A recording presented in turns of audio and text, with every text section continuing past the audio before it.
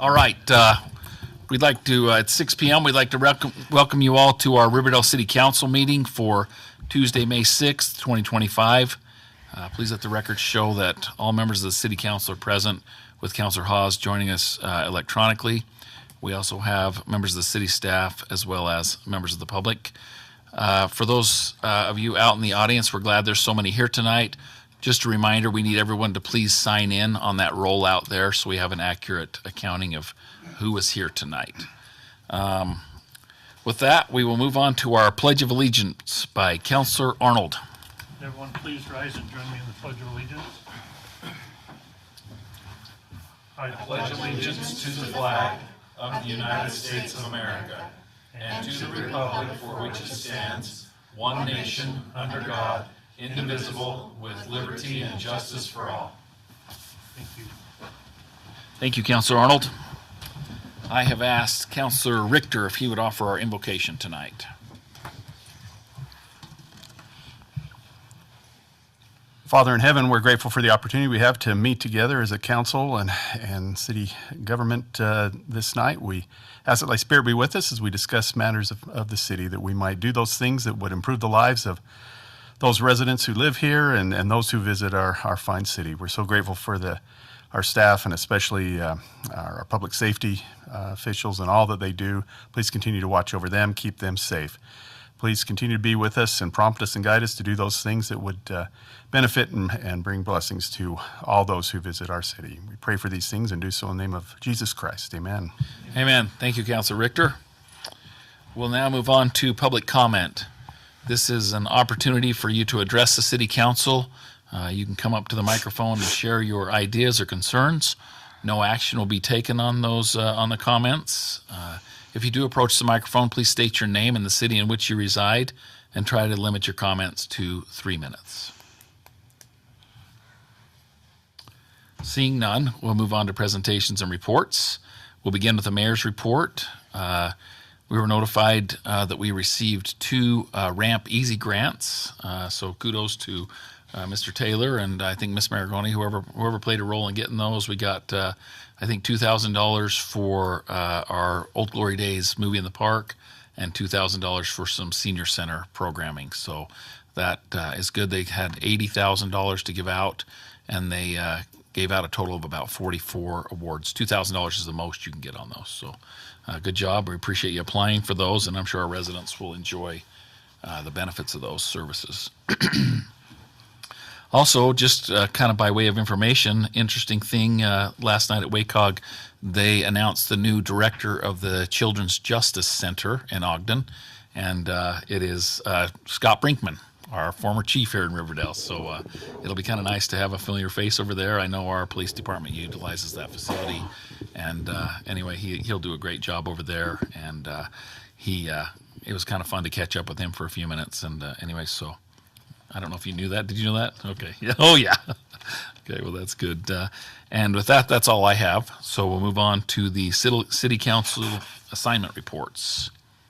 Any reports on your assignments on your various committees or anything? Okay.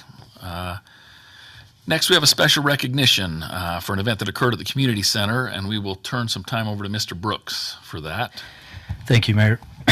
Every once in a while, we have something unique happen in the city, and we had one not too long ago that I felt when I heard about it that it warranted some special recognition. So we asked, as soon as I heard about it, I asked Chief Hennessy and Rich to get together and kind of tell us a little bit about it. Now you'll see there's a number of public safety employees in here that you probably don't recognize.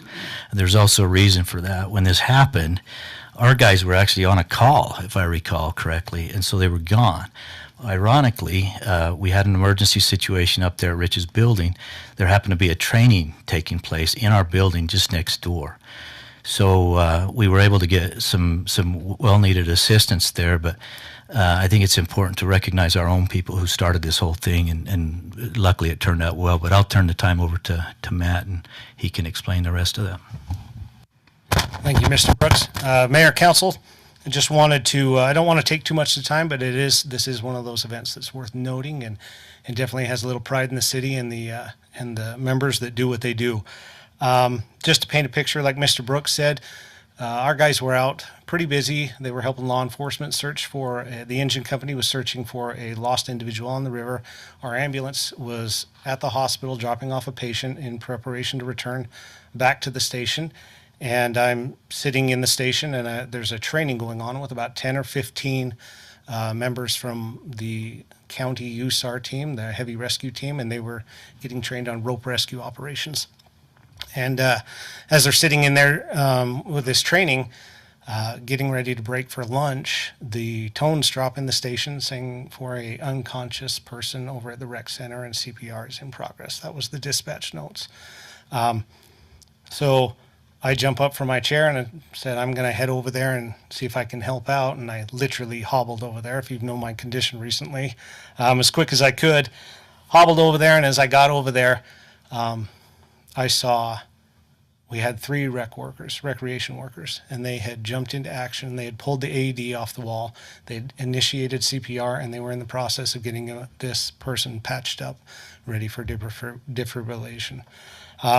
As soon as I watched our guys that were off duty, along with 2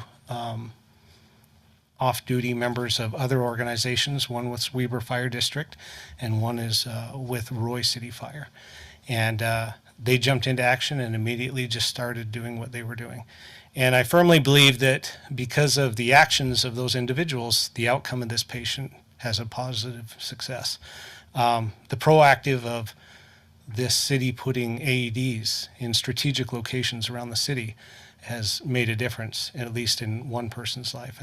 And I can recall this event has gone on before at the rec center. Anytime you have an exercise facility, it could heighten it. So with that, I just want to be able to recognize the rec workers that were on duty, that jumped into action. And if I could have them come up, and then I'll turn the time over to you, Mayor, to present. But the rec center workers, Jake Kiltz, Karen Dilly, and Bailey Peterson.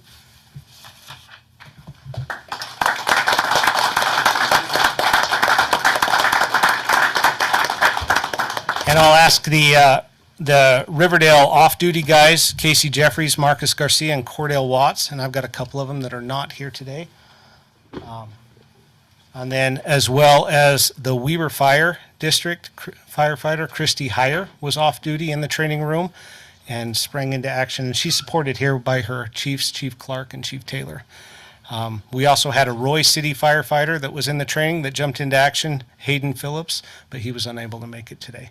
So I'm just, as the chief of this department, I'm just really prideful to be able to work in a city where we have such support and people that are willing to jump in when the time calls and when it's needed, and really make an impact and a difference in the city and the community. And this is a prime example of that, and definitely worth recognition. So, Mayor, if I could, just really quickly, Curtis, did you want to say anything? Or I didn't know if he wanted to. I don't want to put you on the spot, but I don't think he even knows all these people who helped this individual. So you're welcome to come up and shake hands. And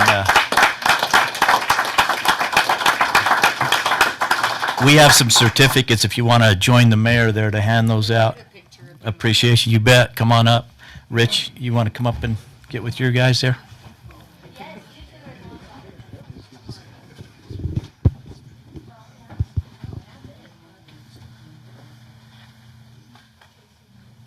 Is it on?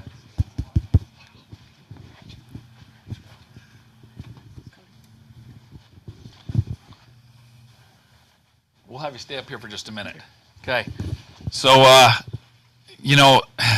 Chief Hennessy said he didn't want to take too much time, but as far as I'm concerned, this is kind of the neatest part of tonight. These are the kind of things I like being involved with as the mayor. And we're going to, first of all, I just want to say thanks to all the employees, Riverdale and beyond, that jumped into action. I mean, that's why we have great people, and I'm just thankful to them. Glad you're all right. But we're gonna have a long discussion tonight. We're gonna be here for a couple hours, probably discussing the budget of the city, and we're gonna make some decisions about what we pay our employees and what we think they're worth, and the kind of people we want to hire in Riverdale and have working here, and the kind of equipment we want to have in Riverdale. And it's times like this that you really see why it makes an impact, why it's important to have the best of the best, and to have those employees that are quality people, and they're worth their weight in gold. And so anyway, with that, I just want to offer a thanks again to you guys, and my gratitude. And we do have certificates for all of you. They're not in any sort of order, so it's going to be kind of hard, but we do really appreciate you guys, and we felt like it was important to bring you in and honor you guys tonight for doing that, and just can't tell you how grateful I am to all of you. So thank you.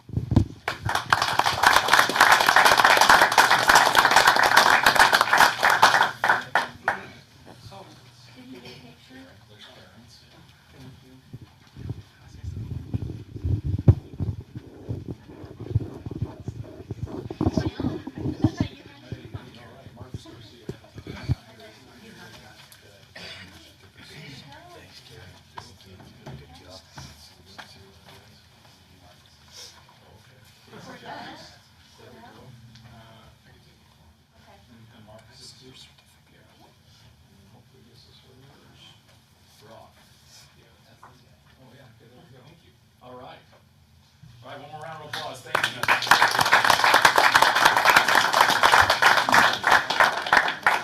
Hey, Mayor, one of the things that's kind of fun about a situation like this is I don't know if, how many people here know Ron Child. Sir, one of the things you want to do is keep these people close to you so Ron Child, who lives in Riverdale, was hanging out with his friend, and he saved his life twice.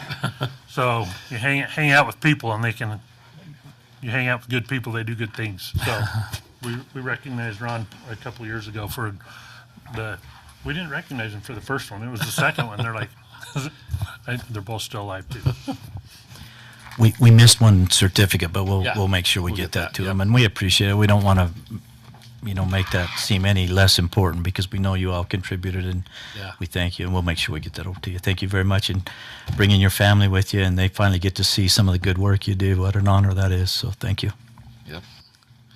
All right, thank you so much. We'll move on to item number 4 now. This is a presentation by America First. So we can have Mr. Schneiderman come up. Yeah, you guys are free to go. You don't have to stay there a couple hours with us. Thank you for being here. This is your chance to escape. So anyway, we welcome Mr. Schneiderman here, and we'll just turn the time over to you. Okay, well, that is not a presentation I wanted to follow, but we'll do my best. Yeah. Can you hold the mic in front of you? Yep. Thank you.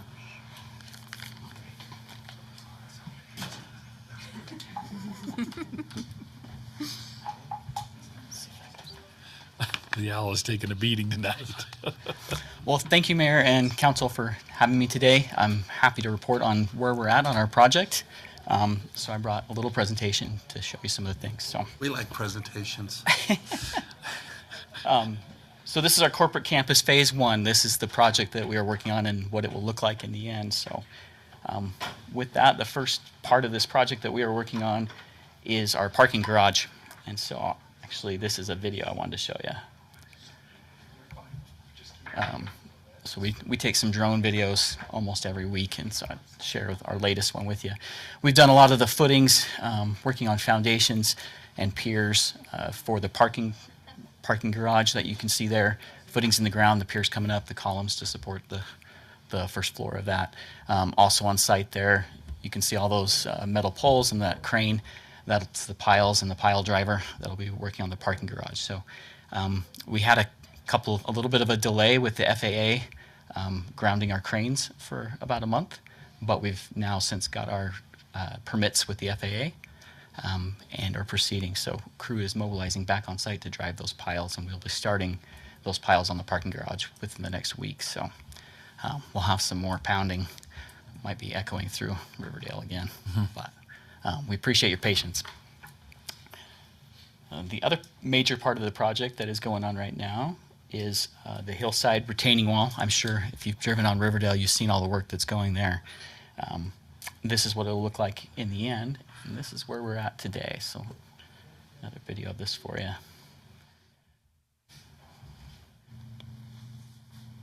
So on this hillside, we've now driven 260 steel column piles into the hillside to support and retain there.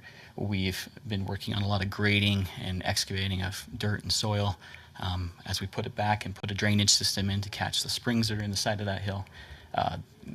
We actually had a meeting today and signed off. They'll start placing the retaining wall block starting tomorrow. So it'll really start taking shape there. Those are the two major portions that you can probably see on site right now that we're making progress on. Some of the other milestones I talked about, we have all of our permits in place now for the building, the parking garage site, the hillside, and the building. The office building footings and foundations will start at the beginning of June. Piles will commence on the parking garage within the next coming week.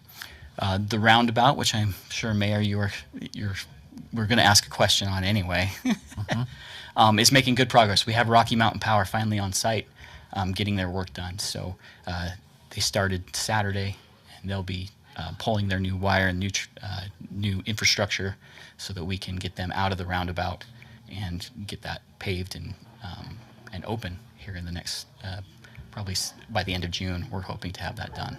So we're working as hard as we can on that. There's some obstacles in our way, but we're finally over them, I think, and making good progress. The water bypass line was another thing that we had. For those of you that don't know, we are, as part of our project, we are working with Weber Basin Water District to put in a new 30-inch line across our property as part of our project as well, which is also a major undertaking in part of our project. With that added some complexities of getting that big line in, also looking towards the future when we have to do a shutdown of that main infrastructure water line that feeds the whole city. We elected to put in a bypass line so that we can keep people fed with water during those shutdowns when we have to tie that water in. So that's one of the items we're also working on in that roundabout area so that we can help keep people with water without shutting them down for a long period of time. So those kind of the updates that we have right now and the major milestones we've hit, and we're making good progress. We've got a lot of people on site now and more work happening every day. Any questions? Councillor Hawes, you still with us? I am. Okay. I am. Thank you, Tim. Okay, no question. Thanks for being here, Tim. Yep. The roundabout is a concern of mine, and you know that. Mine too, Mayor. Yeah. Mine too. I was telling these guys earlier, everybody from previous mayors to the people at church on Sunday to the people in Walmart want to know when that road's going to be done, and so Totally understandable. It's a big concern. So, just please, anything you can do to push them and have it done. We've got concrete crews back out forming sidewalk and curb and gutter in preparation for getting the rest of that concrete done and that asphalt paved. Now that we're getting those utilities out of the way. It'll be a big relief to me when it's done. So for all of us. yes, okay, all right. With no other questions, and thank you for the update. Looks like you're moving along really well. Was it the height of the crane that the FAA had a problem with? Or yeah, so normally you can get a permit or permission from the airport themselves, and which we had in place. Yeah. But then the FAA overrode that because of the height. They were concerned about it. So right now we have clearance up to 200 feet. We have another permit in to go up to 260, and we're just waiting on that. But the 200 allows us to do everything we need to do for now, until we start on steel on the office building. So okay, well, good. It's an important permit, since how planes crashing without cranes there. Yeah. All right. Well, thank you for taking the time to be here tonight. I appreciate it. well, Yep. thanks for having me. You bet. All right. The next item is a legislative update. Mr. Brooks, anything to add to this meeting?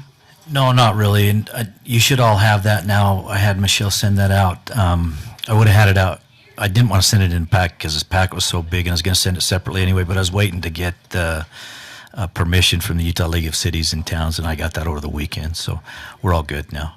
So yeah, that's there for your reading, your entertainment. If you have questions on those, you could ask me or just pull it up on the state for a full version of what the bill said. Any questions for Mr. Brooks? Okay, thanks for that thorough review. It was very big, so thank you. A lot of good reading. All right, we'll move on to the consent items. Number 1, consideration to approve the meeting minutes from the April 15th, 2025 council work session and council meeting. Any changes or corrections to those meeting minutes? Seeing none, we would need a motion to approve. So moved. We have a motion. Do we have a second? Second. We have a motion and a second. Any discussion on that motion? All in favor say yes. Yes. Any opposed? Yes. Oh, very good. Thank you. That passes unanimously. We'll move on to consent item number 2, consideration to approve the local consent for a single event permit for Golden Spike Harley Davidson. Mr. Brooks or Miss Maragoni, who's going to take this one? I think Michelle was going to handle it. We do have a representative here. Oh, the petitioner here? Yeah? Yeah. Yeah. Yeah. Do I need to go up there? Let's see. Yeah, you Yeah, probably you bet. should. Come on up. I like talking. We like to hear from you. Okay. So this is another event that Harley Davidson is doing. It's a charity event, right? They all are, Yeah. yes. Where they're having some semi-professional. I think they're Wrestlers, professional professional wrestling. It's just like the wrestlers. first time. It's the same group of guys. The first one went off pretty well. It was a pretty successful event, and we're just going to do it again June 28th, and just want to get that permit again to sell beer and seltzers. So paperwork's all the same as last time. They have had one before in February. We didn't have any problems with them, so. Just out of curiosity, what was the participation, meaning how many people came in on the first one? I have that all written down on my paperwork. I think we had close to 400. Okay. So, and I'm thinking this one will probably be a little bit bigger, hopefully, because it's going to be, not winter time, not February. And we've got that big parking lot out back. So we'll be able to kind of do it out there and, nice summertime wrestling. May I? Yeah, ask them questions. There's people on the backside, to the east. Mhm. Have there ever been concerns? I know I hear about them because I know a number of people who live there. To be conscientious of, and I don't know the hours you're looking at. If it's a afternoon We or would be evening. we would be wrapped up by 9 p.m. Oh, okay. Well, that's great. Okay. Yeah, no, we don't want to upset anybody, or we're not trying to be out there late and be rowdy and be noisy. I mean, I Oh, know the I only don't like that in complaint- my neighborhood, so Okay. no, so we won't ever do anything that's going to be that late and loud. Give me like 20 free tickets and I'll go distribute them to those people. And, They would love it. It's- yeah. They probably would. The only thing that I hear more than 5 or 6 times is occasionally, it's not these events, it's just a worker out there cranking up their their boom box. But there's a couple shops up the street that I think kind of give us a bad rap, and I don't know what Maybe they that's the are, case. but there's some fancy cars and stuff like that and bikes. I mean, people cruise up and down that street real quick, and I think it kind of falls back on us, but it's not actually us. okay, because I have not. No, I don't know your operation, and I haven't been up there to see your operation in a while.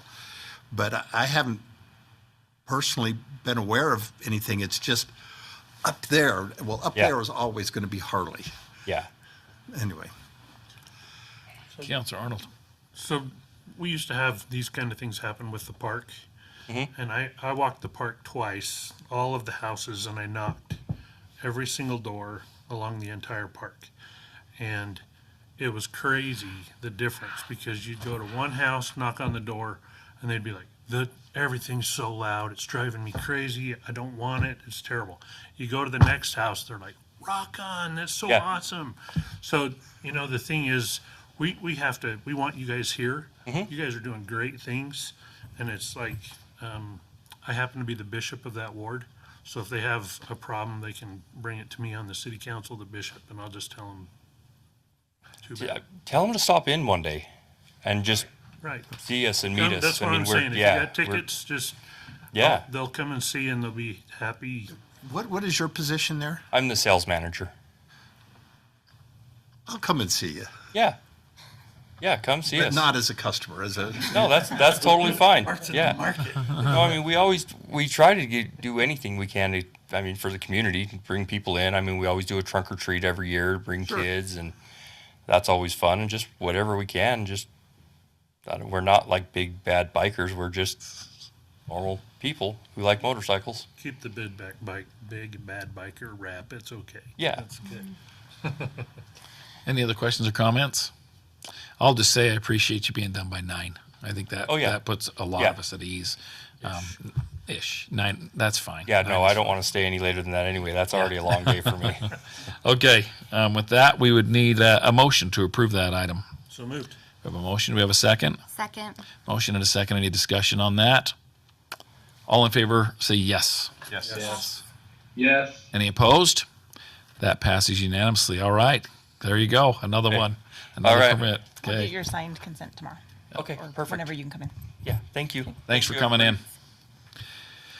Very good. We'll move on to action items. Number 1, discussion and consideration to approve the reapproval of an expired site plan for Riverside Flats Apartments. We'll start with Mr. Cooper.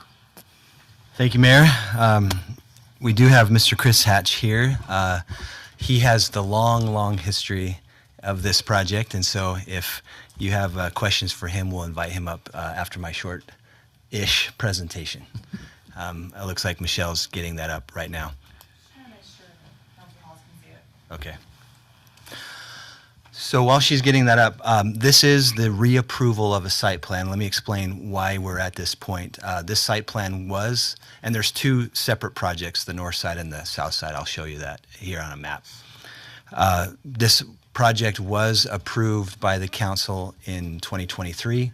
Our code requires that action on that approval takes place within a year or an extension is requested. Unfortunately, an extension on the associated plat was requested, but was not requested on the site plan. And so because that year has lapsed, the code requires for an entire reapproval. So here's a picture of the area. You, I'm sure, know it well. Mr. Hatch represents Forza Development.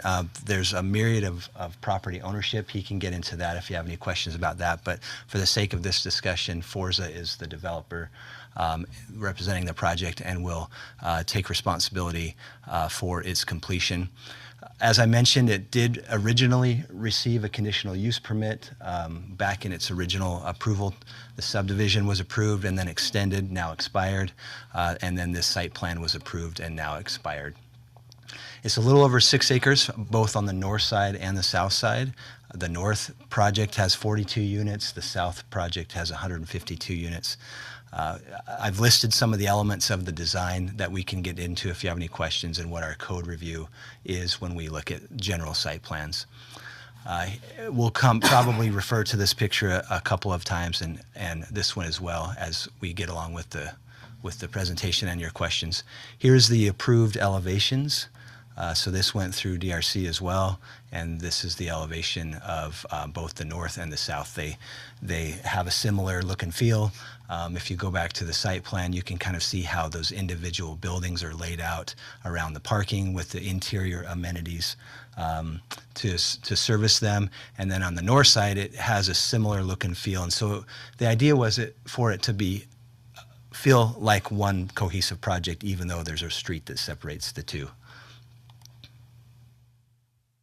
There it is again with some of the landscaping elements. So let's get to the heart of the matter. As I mentioned in the work session, the original approval was done under a code, our parking code, that had a requirement of 1.7 stalls per unit. If you were to require this, the ordinance govern this reapproval, that would increase that parking requirement to 2.25 stalls per unit. And so let's break that down just a little bit. We'll have a lot of numbers, so if you want me to repeat something or back up, let me know. So on the left, on the north project, again, 42 units at 1.75 stalls per unit. That was required number of stalls of 74. Their approved site plan showed 81, so they actually had 7 additional stalls than what was required under the original approval. On the south side, they had 152 units approved at that same ratio, so that's 263 stalls required. They had provided 279 with an additional 16. So that's the approval. I can't tell, was there parking on the ground floor? No, this is all surface parking outside Because of the all of building. it is Yep. off, okay, outside the building. Thank you. There's no off-site parking. This is I'm considered sorry, on-site it's parking. on the property, but not In the building. adjacent, not connected to the building. Correct. Okay. So if we were to apply the current parking code today, looking at the right side, those same 42 units would require 95 stalls. They've only provided 81, so that would present a negative 14 stall shortage on the property. It's still parked at a 1.92 ratio, which is higher than the original 1.75, but not quite as getting to the 2.25. And on the south side, same situation, 152 stalls at the new 2.25 requires 342 stalls. That's an additional 63 that they wouldn't have. And so you look at the addition of stalls or the reduction of units to meet the current stall. In either case, it renders the project infeasible, as I understand from talking to Mr. Hatch, and he can explain the economics of that if you would like. And I understand that plight. The addition of parking stalls on a already designed project or the reduction of units throws the economics way off, especially on a project that's already seen some difficult economics. And so what I wanted to do in looking at this dilemma is look at 2 different things. I looked at some neighboring cities and what their parking requirements are, and then I also looked at some previously built projects in the last 2 or 3 years and what those parking ratios ended up being. And you can see Riverdale there at the top with our 2.25 requirement. The only one in the cities that I looked at that had something close to that is American Fork. But if you look down at the lower table, they did have one project that was actually approved at a lower ratio, so they must have had some variance of some kind. It was interesting to me to see the range of regulation around parking. One of the most flexible that I found is Layton, where they actually break up the parking requirement per unit, not a blanket stall per unit, per unit type. So 1 bedroom versus 2 bedroom versus 3 bedroom. That's a logical approach, I think, due to the fact that you could reasonably argue that a 1 bedroom could have less than 2 cars. And even a 2 bedroom for that matter. Anyway, so that's kind of the analysis that I did. It's not comprehensive, it's brief, but it does give us a picture of where we stand with our 2.25 in relation to other cities as well as other projects that are being built. You can see on the bottom table that only one project, Park on 5th in American Fork, was built with a higher parking ratio than the 2.25 that we currently require. And everything else is under that, with a few being close to our original 1.75, a little bit higher, but everything lower than what was actually delivered at the project, or just about right, spot on. So again, furthering that analysis, I took some time to look at a unit count case study. So if we were to look at, for instance, on the South Side project, there's 82 1-bedrooms, 48 2-bedrooms, and 22 3-bedrooms. So that's what makes up the 152 total units. They've already been approved at 297 parking stalls. If we were to apply the different models from the various cities that I looked at, this is how it plays out. So if you look at West Haven, they have a unit allocation. So if we had 82 1-bedrooms, that would be 82 stalls. 48 2-bedrooms, that would be 96 stalls because they're 2 per bed, and so on and so forth. And so as you kind of pull that out, then you can see West Haven's would be, if this project was built in West Haven, it would be 244 stalls. If it was built in Layton, it'd be 241. Roy would require 380, and North Ogden would require 375. So we're right in the middle with the 297 that they're currently providing. And so we talked about this at the Planning Commission level when this process of reapproval was started. The Planning Commission did recommend a favorable recommendation, but at the time I wasn't aware of the change in the parking requirement. I'm coming into this project a little bit fresh, and so I had to do a lot of historical research, and so I failed to mention the fact that that change had been made.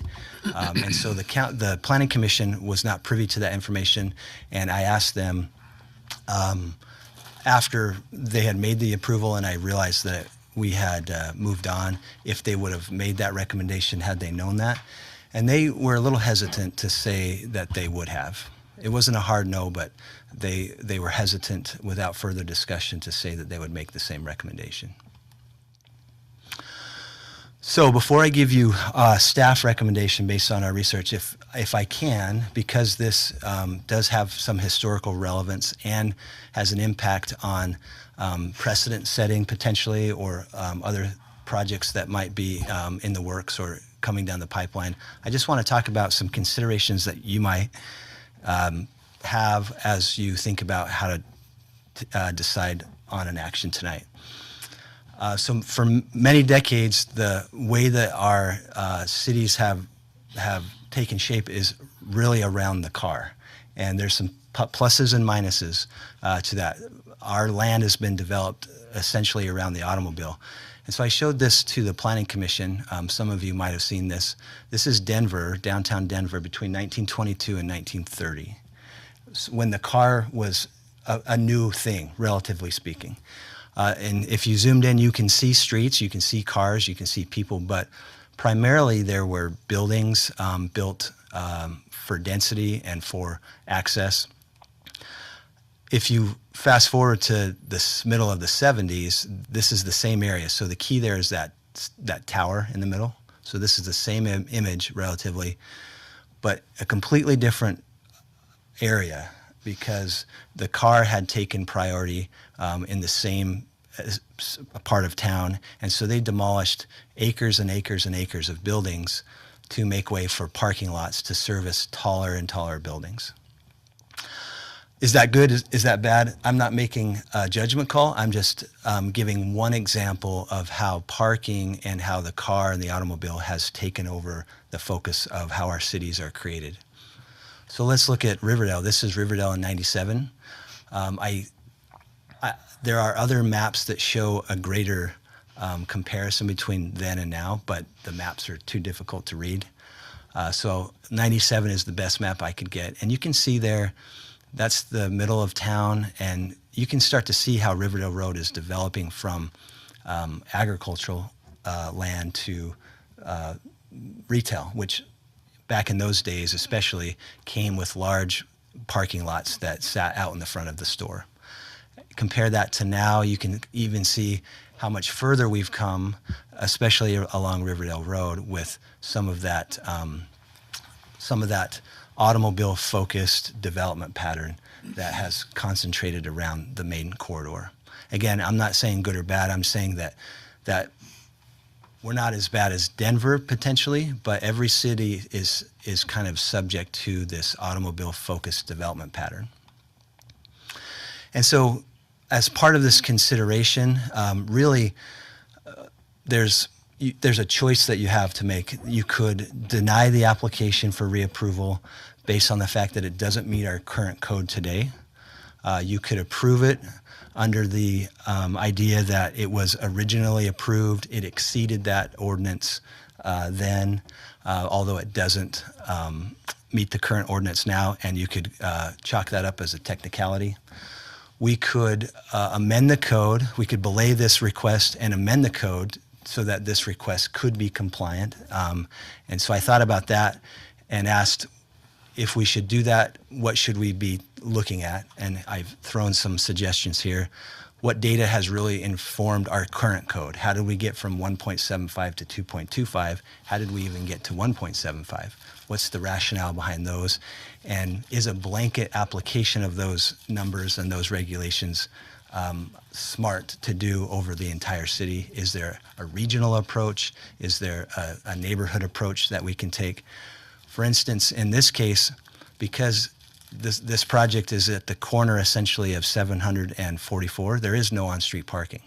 And so if there's an excess demand for parking, generally the streets take care of that. But in the case of this project, there is no on-street parking adjacent to the project. And so does that require a different consideration than maybe a place that does have further west on 44 where there's large shoulders and plenty of on-street parking? So there's just a few considerations for you to look at in terms of this idea of how to make a decision tonight. And I won't go into all of these considerations. I can send this to you, but there's a number of things to look at when it comes to parking as it relates to the cost of development, the nature of parking in terms of what pressures are impacting it. There's a lot of pressures that impact parking for the good and for the bad. I looked at just an economic impact real quick. And so down at the bottom under current parking ordinance, so for a 2.25 stall per unit requirement, right now our stalls are 9 by 18 by ordinance. The state just changed that, so a minimum parking stall is now 9 by 20, so it grew, actually making the problem worse. A drive aisle is usually 24 feet wide, so you have 12 on both sides. And so if you look at all that, if you have a 1 acre site with 25 units, you're using 40 to 49% of that site just for parking.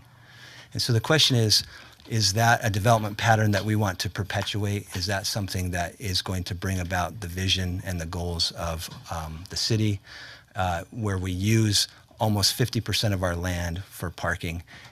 That has not only economic impacts to development teams and partners and landowners, but it does have an impact on the density of the city, how we travel, the value of the city, which translates into real property tax. And so there's a lot of considerations. Can I just?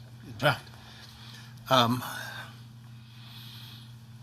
Years ago, I helped a guy, had a contract to scrape snow on parking lot. And this particular owner of the parking lot was known for his frugality. And he purposely went in and made the stalls a little smaller. Now, there's a universality in the ordinance of, what's 18 by, I can't remember the. 18 by 9. So, I mean, now it's universal in theory. However, I see in some parking lots, they'll have a section for compact cars, and it says compact cars only, and they're a little smaller. Then there's another section for motorcycles. And is that taken into account in this? I mean, you're throwing out ideas and stuff, and I don't know if a compact car stall is allowed, or does it need to be in writing in ordinance beforehand, or X number of motorcycle stalls or whatever? Those are, if you're looking for ideas, I'm thinking, why aren't these kind of things being maybe incorporated? So I'm not proposing any language tonight for a text amendment. And I gather that. But if there was to be a text amendment considered, then yes, we would look at all of that. Right now, there's nothing in our code beyond the 9 by 18 that is a regulation for parking, meaning that if you met that stall size and the the quantity required based on your project, then above and beyond that, you can create motorcycle parking and compact car parking above and beyond that. There is also an ADA requirement associated with the building code that factors into all this as well, which I'm not getting into. But if we are to move into a text amendment for our parking code, then I would propose, and that's actually here on my recommendation. So my recommendation, after studying this, looking at the history of the project, the impact that it would have to the community if it sits fallow for a long period of time, what the R4 and R5 would otherwise allow as by right if this property was to be sold because this project can't get developed. Is there something that could come to us that is less desirable or less parking? So all of those things I've considered, and so with that, I would recommend that you approve the reapproval of this site plan as is under the old parking code under a couple of conditions. Number one, that the developer takes care of all the normal development requirements. So that's the stormwater maintenance plan, the transfer of water, the public guarantee, all of the things that we require anyway before they can commence. Most importantly, the condition would be that the developer gets a permit no later than October 31st. This is the third time that we've done this. We'll be in front of you again to reapprove the plat because that has now lost its vested rights. And so I think I can speak for all of us that it's time that this project stop churning and get moving. And so if you were to approve this under its original condition, then I would suggest that becomes a condition to the developer. And then lastly, I would also ask that you approve this, with the condition that we look at our parking ordinance as part of our comprehensive development code update that we're pursuing and investigating, and that we start to look at what some of these questions that I've posed tonight in terms of what a citywide parking ordinance looks like and why. So that's my... Any questions for Mr. Cooper? Councilor Bridger? Procedurally, it sounds to me like we really don't have a recommendation from the Planning Commission. Right. So procedurally, are we okay to move forward without that recommendation? Well, I know we have kind of a quasi one, but then Yeah. it was kind of retracted a bit. So I would say that if we were to poll them today, and pin them down on a real commitment, then they would not feel comfortable giving you a favorable recommendation, just because they weren't privy to all of this information. And so I would say that if you were to pick one tonight, it would be a no from them. Do we need to send it back to them? That's up to you.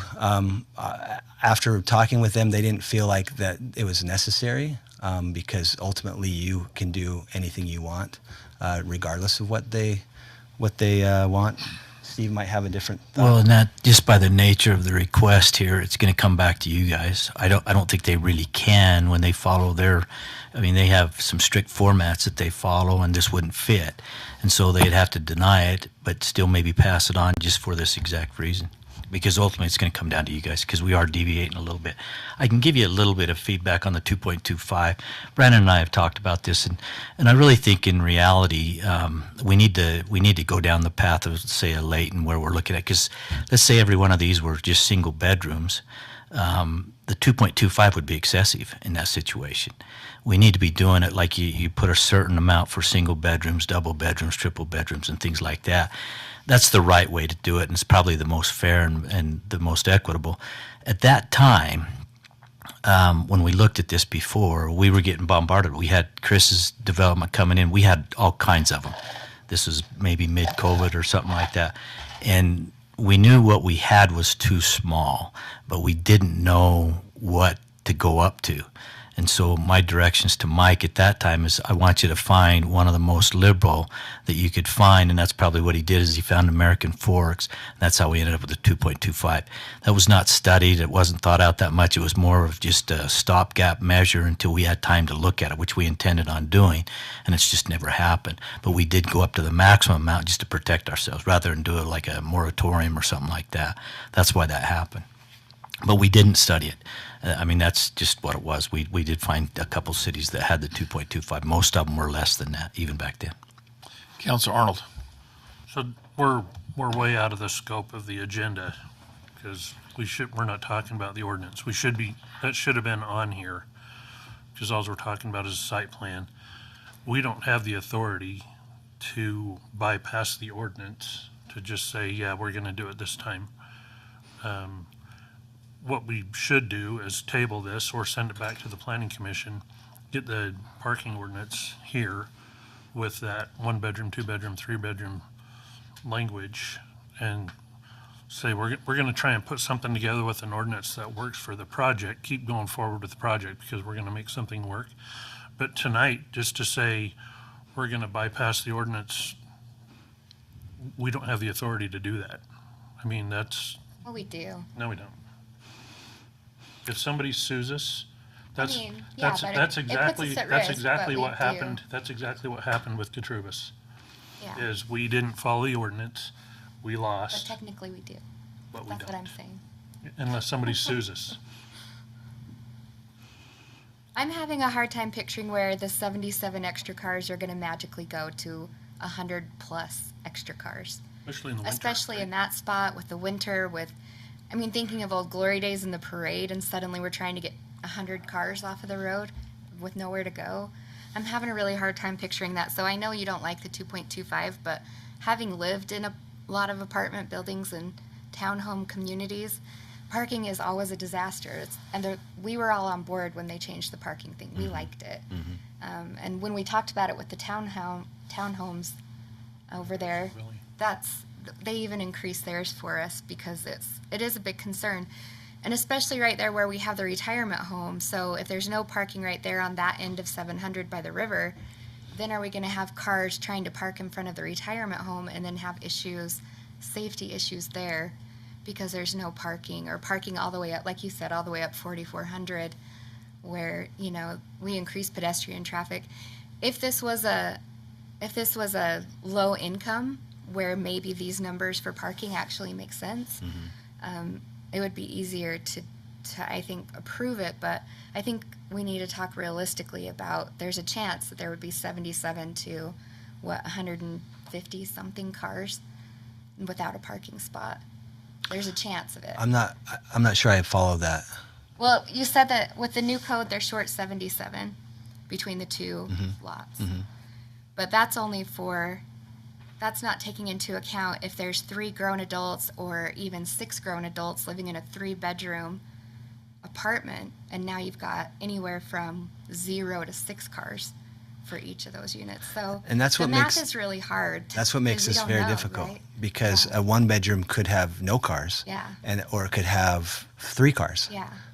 And so there's no perfect formula for the parking, which is kind of the point and why I elected to do it this way. I brought up the fact that there is an ordinance consideration here, not to necessarily talk about the ordinance, but to give you the option and the idea that if you were to kick it back to the creation of an ordinance, then to do that, I would propose that we take a much more careful approach to the creation of a new ordinance than maybe what we did before, because it is so complicated. And so I'm talking months and months of research and analysis through a consultant that has way more knowledge than we do about parking, which would, again, have an impact on the project. And so I just wanted to talk about the options. If we were to create a whole new ordinance and then have the applicant bring this back under the new ordinance and see how that fits, then what are the impacts of that? We might not get to any other conclusion than where we're at tonight with the 2.25.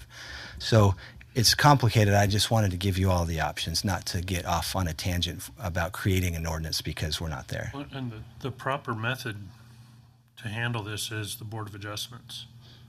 So if we're going to vary from our ordinance based on, the pre-approved plan that expired, the Board of Adjustments is where they would go and say, hey, we want to look at this and see if we can, re-up our site plan.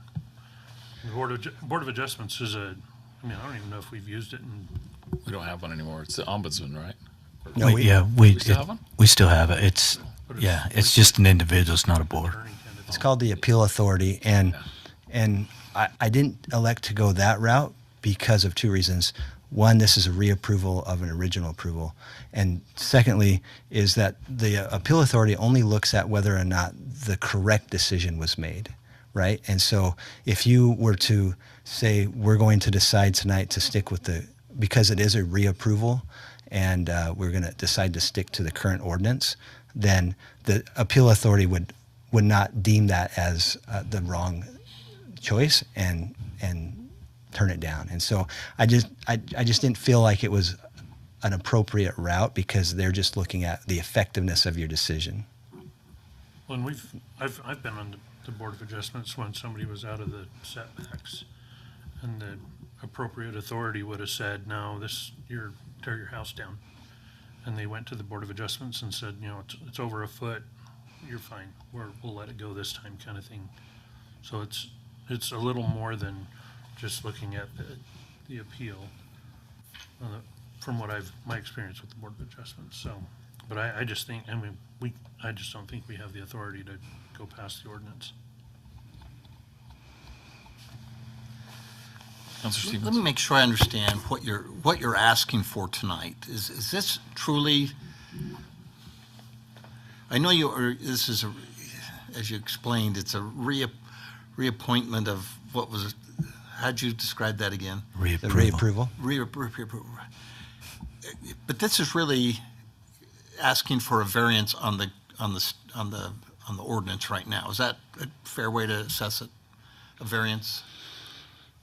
I mean, here's where I'm going. Possibly. Is this a precedence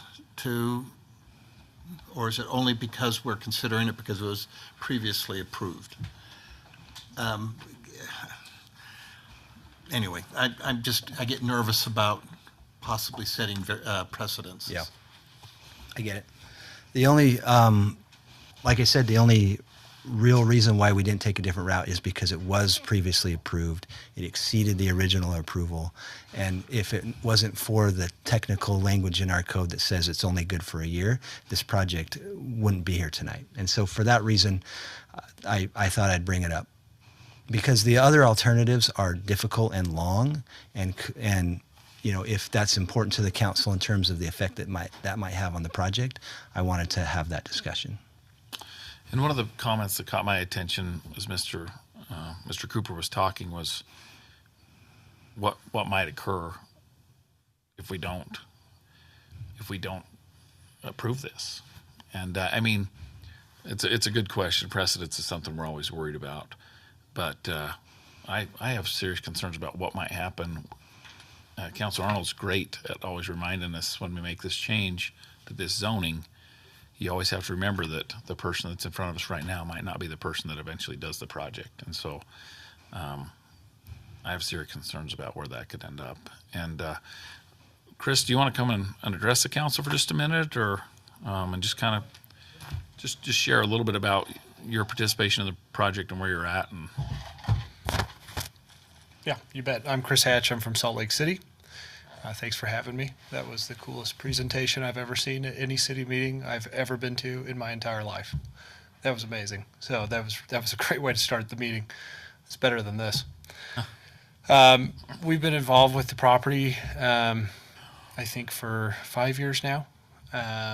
It's been in a lot worse shape than it's in today. We have been back and forth with you and Planning Commission various times through that time period. We really were kind of interested in running a nice operating mobile home park. I won't quite ever forget that first meeting when we sat down with the police chief that you had invited into the meeting. The prior mayor had invited into the meeting. And I was told that we were responsible for 27% of the police incident reports the year before. That's a statistic that was higher than I would have guessed. It's a pretty challenging park for us to manage. And so I think just over time, as we started looking at what a better long-term use for this land was, we kind of gravitated naturally to multifamily housing. It seemed like a good fit. You got a nice regional corridor here. And so, I think what we did our best to kind of, we started with Mr. Egget developing a nice site plan and a nice piece of property. And in the middle of all that, the piece to the north became available, and the folks that had gotten that one entitled wanted to sell it. And so we picked that up as part of the process and thought with that, we had a nice set of units that we could build a good amenity base with.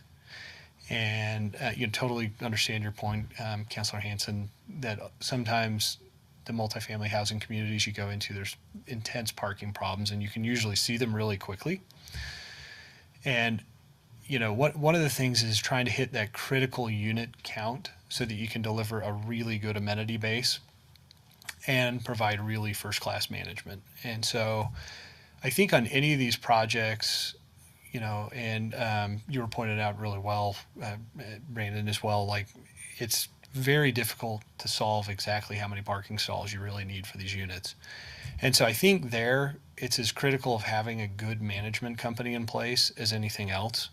Because if your management company is on it and they're paying attention and they know that you've rented a whole bunch of the 3 bedrooms to larger families that might have, teenage drivers or whatever, multiple drivers in the unit, then what you're going to want to do is really pay attention on the next few 3 bedrooms to make sure that it's a 1 car or 2 cars, right? And bring it down back the other way, because you can get yourself into a problem pretty quickly. And so one of the things where we have it designed today, it's nice size where we can kind of hit that critical unit count.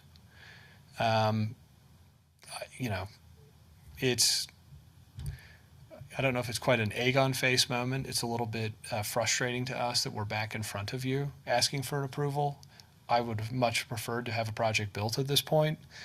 All I can tell you is it's been a very wild ride for the last 2.5 years in the financial markets.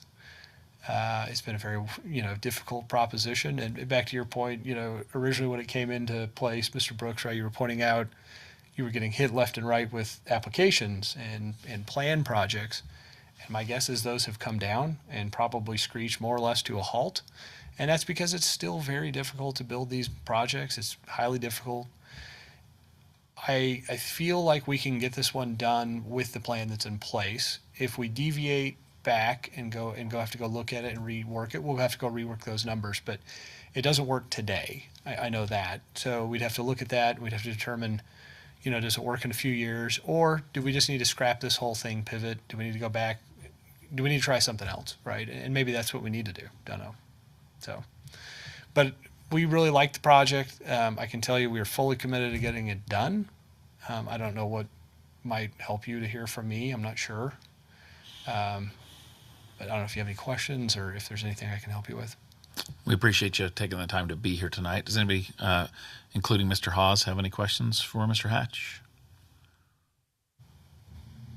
No? Okay, thanks. I do feel like if we can build it, back to the point of it being a wonderful city, we've appreciated our time in Riverdale the whole time we've been here. It's been a wonderful, place to own a piece of property. We're really happy about it. And I'm a 3rd-generation developer, and 40-something years ago when the store and lock came in on the other side of the tracks, that was one of my grandfather's very first development deals. So it's kind of fun for me and nostalgic to be right next to that, which is fun. So thank you for having me. Thank you. All right. With that, do you have something else, Mr. Cooper? If I may, one other quick thing. I was just thinking a little bit more about what you were saying.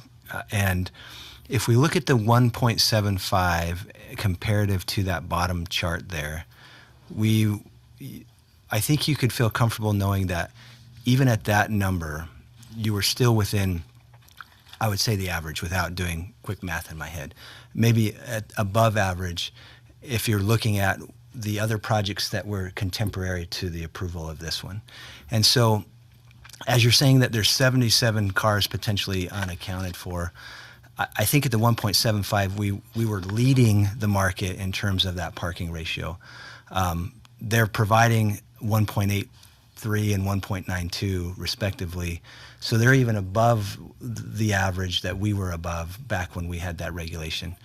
And so I'm not quite sure if we went from being desperate to, I'm not sure the pendulum swung from being too few to too many.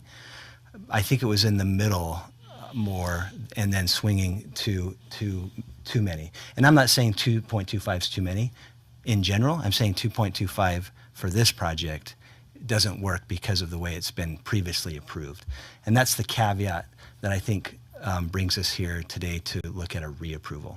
If this was a brand new project from scratch where we could redesign it and it didn't have 2 years of history, I probably would be making a different recommendation, but that's not the case. Well, and I would say I'm open to being persuaded, but what what can we do? Once it's approved, and if they're very short on parking, because that does include guest parking also and handicap parking, I imagine, then like once it's done, it's done. What do we do at that point if it does end up being a disaster? Like I think that's a great point about having a good management company that maybe tries to track those kinds of things, but it could very easily change or get out of hand depending on the situation, or it may not. But if it does, what do we do at that point? What are the guarantees? There can't be any, can there? Because we've approved it that way. The only thought that I have in the spur of the moment is to move the approval into a development agreement. Because right now we're looking at just strictly the guardrails that the process, however interpreted, and the code ordinance gives us. But the development agreement tool allows us to potentially create a whole new situation. We've not talked about that at all, and it's not something I've proposed, but that's certainly at your leisure. I think that's a great. I kind of like that idea, honestly. And I'm not opposed to that. What I was going to suggest, rather than just an outright denial at this point, is maybe do down the lines of what Alan had recommended, is just table it tonight and give us a little bit of time to talk to Chris and explore maybe a couple other options that we could bring back that you might feel a little bit more comfortable with, or even if we could make it work somehow. But I don't want it to go back to square one. We need to keep it up front as much as we can, just for time delays more than anything. If you could buy us a little bit of time, even if it was just a month, we could maybe do something. Councilor Arnold. I think with the ordinance, I want the project in. Brandon and I had talked about this, and I think it's a great looking project coming over the viaduct. That's better than anything, honestly, that I can think of coming over the viaduct, so it looks good for Riverdale. But having our ordinance, the reason we did that, because we had a lot of discussions about the townhomes over behind R.C. Willey, and everybody was saying, you were saying, you go visit Kennedy, and it was a complete mess, and we were even talking about public safety and the safety of them in a situation like that, where this one's not in a thoroughfare. We're not going to have people blowing by it like we did over at R.C. Willey, but I don't think the sky isn't falling, and we can't say, hey, we got to get a parking engineer in here. I don't even know if they have those, but They do. so we get a parking engineer in here and say, in 6 months we'll figure this out, because I think if we say, plan on the project, we'll figure something out. But we need to have it in writing. We can't disregard our ordinances when we want to. It's just not good business. So, I would say we table it tonight. Let's attack this with how we think it's going to work, and do some math, because the street's wider over there on 4400, so they could actually even turn on-street parking like it is on 25th Street or something, where their parking stalls are coming in on an angle a little bit. But we can do something. I don't know if he just said this, but if we look at our landscape ordinance, for something like this, if you said landscape, did you say anything about landscape, or was I just thinking that? That's just what I was asking Brandon as where we were at, because that's one of the things we found in a lot of our developments is we can generally tweak that somehow and make that work.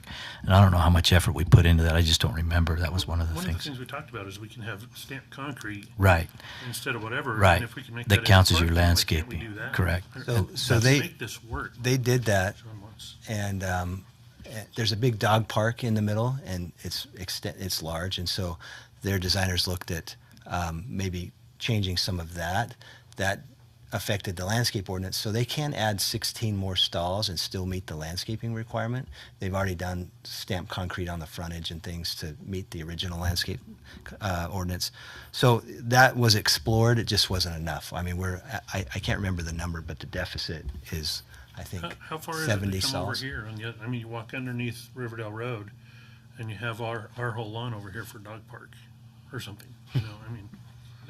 Mr. Douglas, why don't you come up to the microphone? Can I just, while he's walking up, as somebody who patronizes the park or the trail, I frequently drive down 4400, go around and park, which now I'm hearing is not acceptable to park. Is that the off-street parking when you go around, go east of the roundabout, and like I'm going to get on the trail? I park off the side of the road. Is that, and what's to differentiate somebody going to the trail or somebody who lives there? We currently allow parking along 4400. Okay, so once these go in, is that going to be a no-go? Not overnight, not in the winter.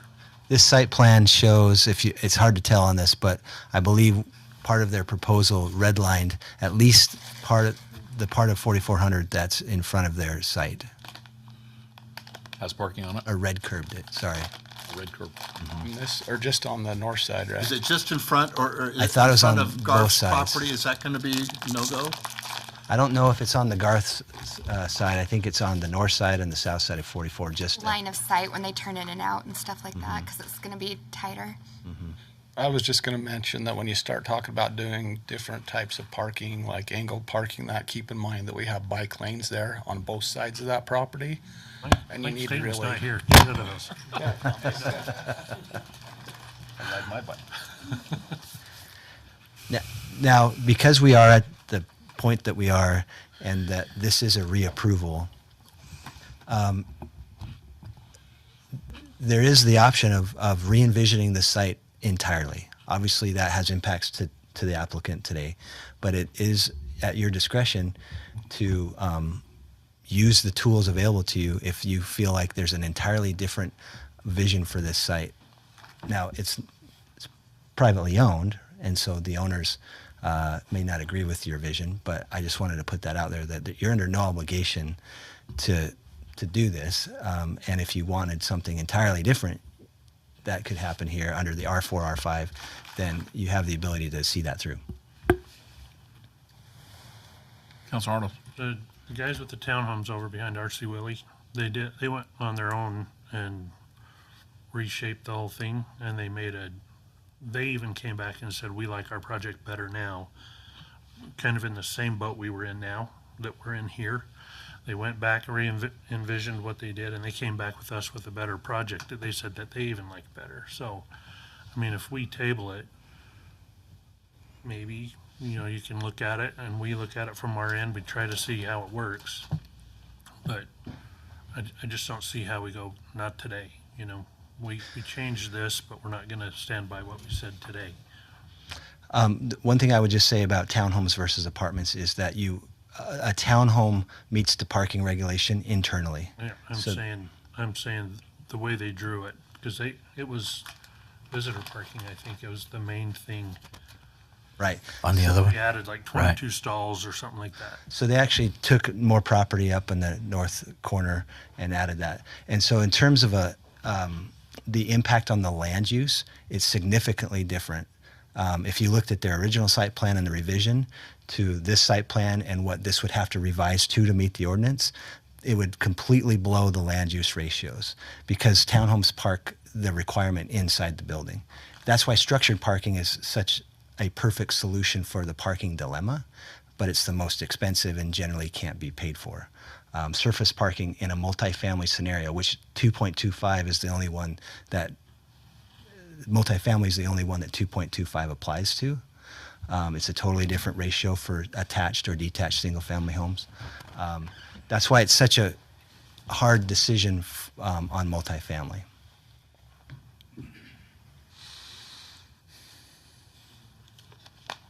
Do you want me to make a motion? If you want. Can I ask a question? Yeah. We can't see you. I would So, I would like to ask Mr. Brooks to put on his general counsel hat and give his opinion of what Mr. Cooper talked about as far as the possibility of doing something like reapproval in this situation and succeeding if we were to be sued.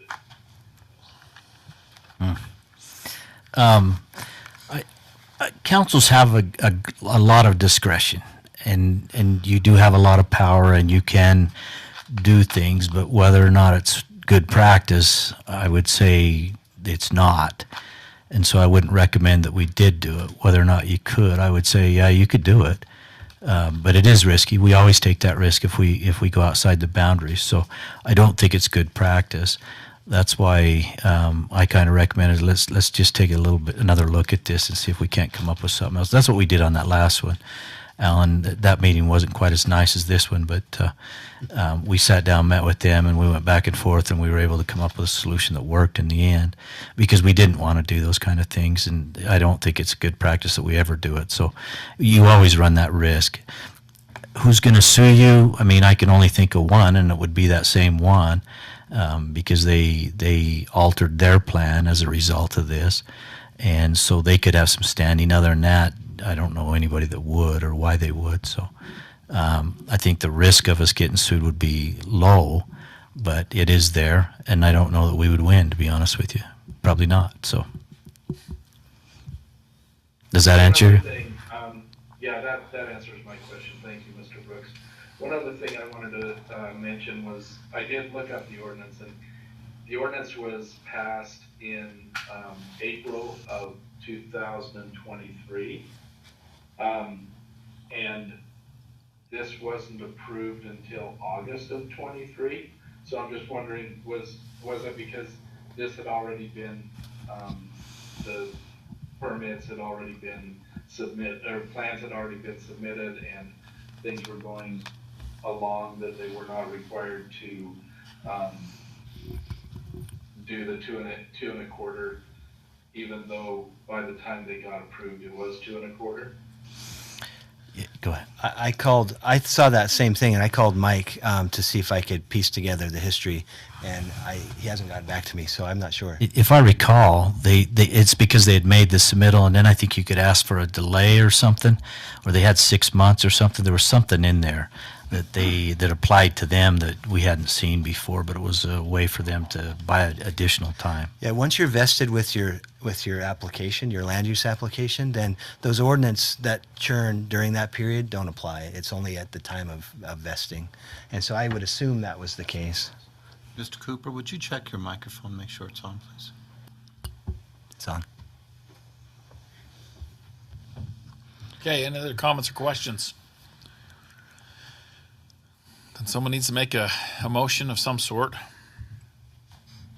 I'll make a motion that we table the reapproval of the site plan for the Riverside Flats Apartments for a month for staff and the company to see if they can come up with a solution to present to the council that will work for everyone.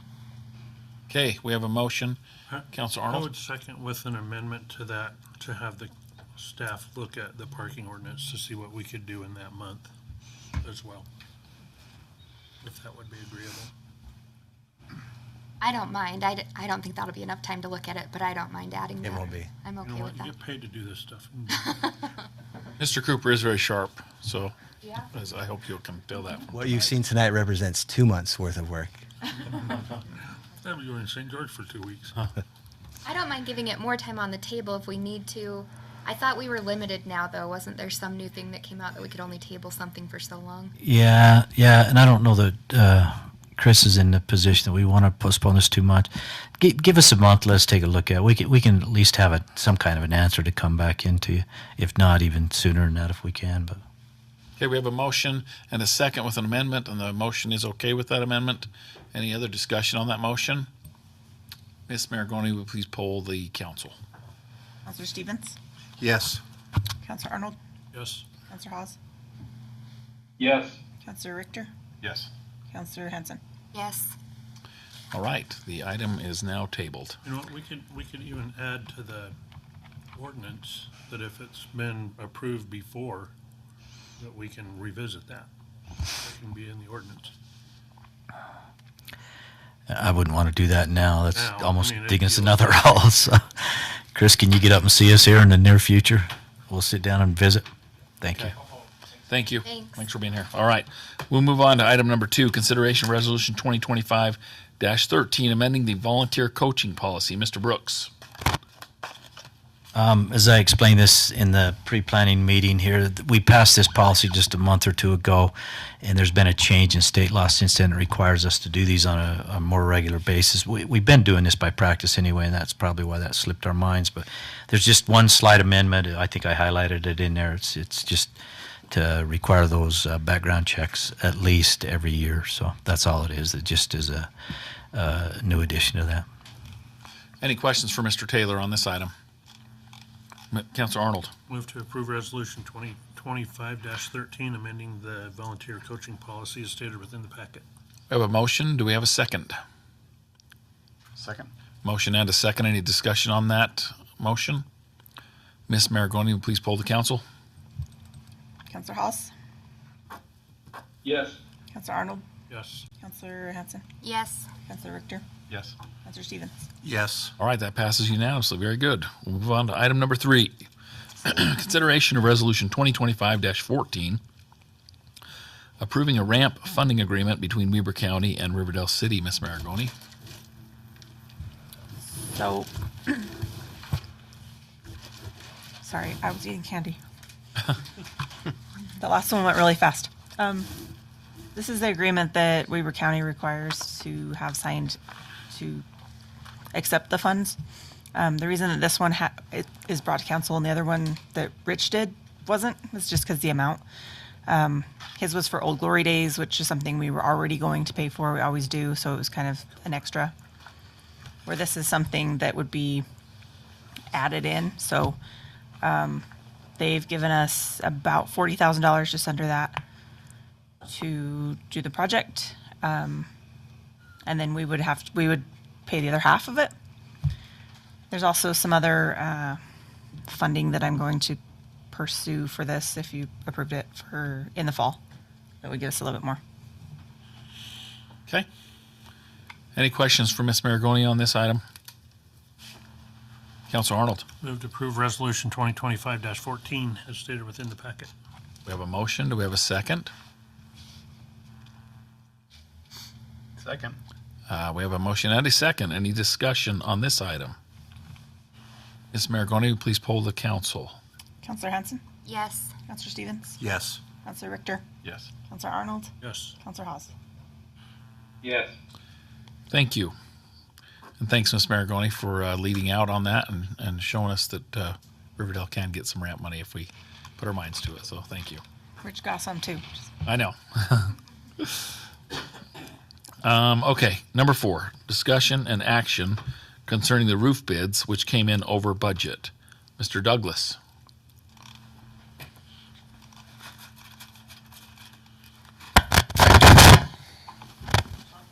Sorry. Thank you, Mayor. So, as we discussed in pre-meeting, our bids are higher than we had a bid to get our original estimate, and they're saying now that with the tariffs and that type of thing, that their material costs are way up.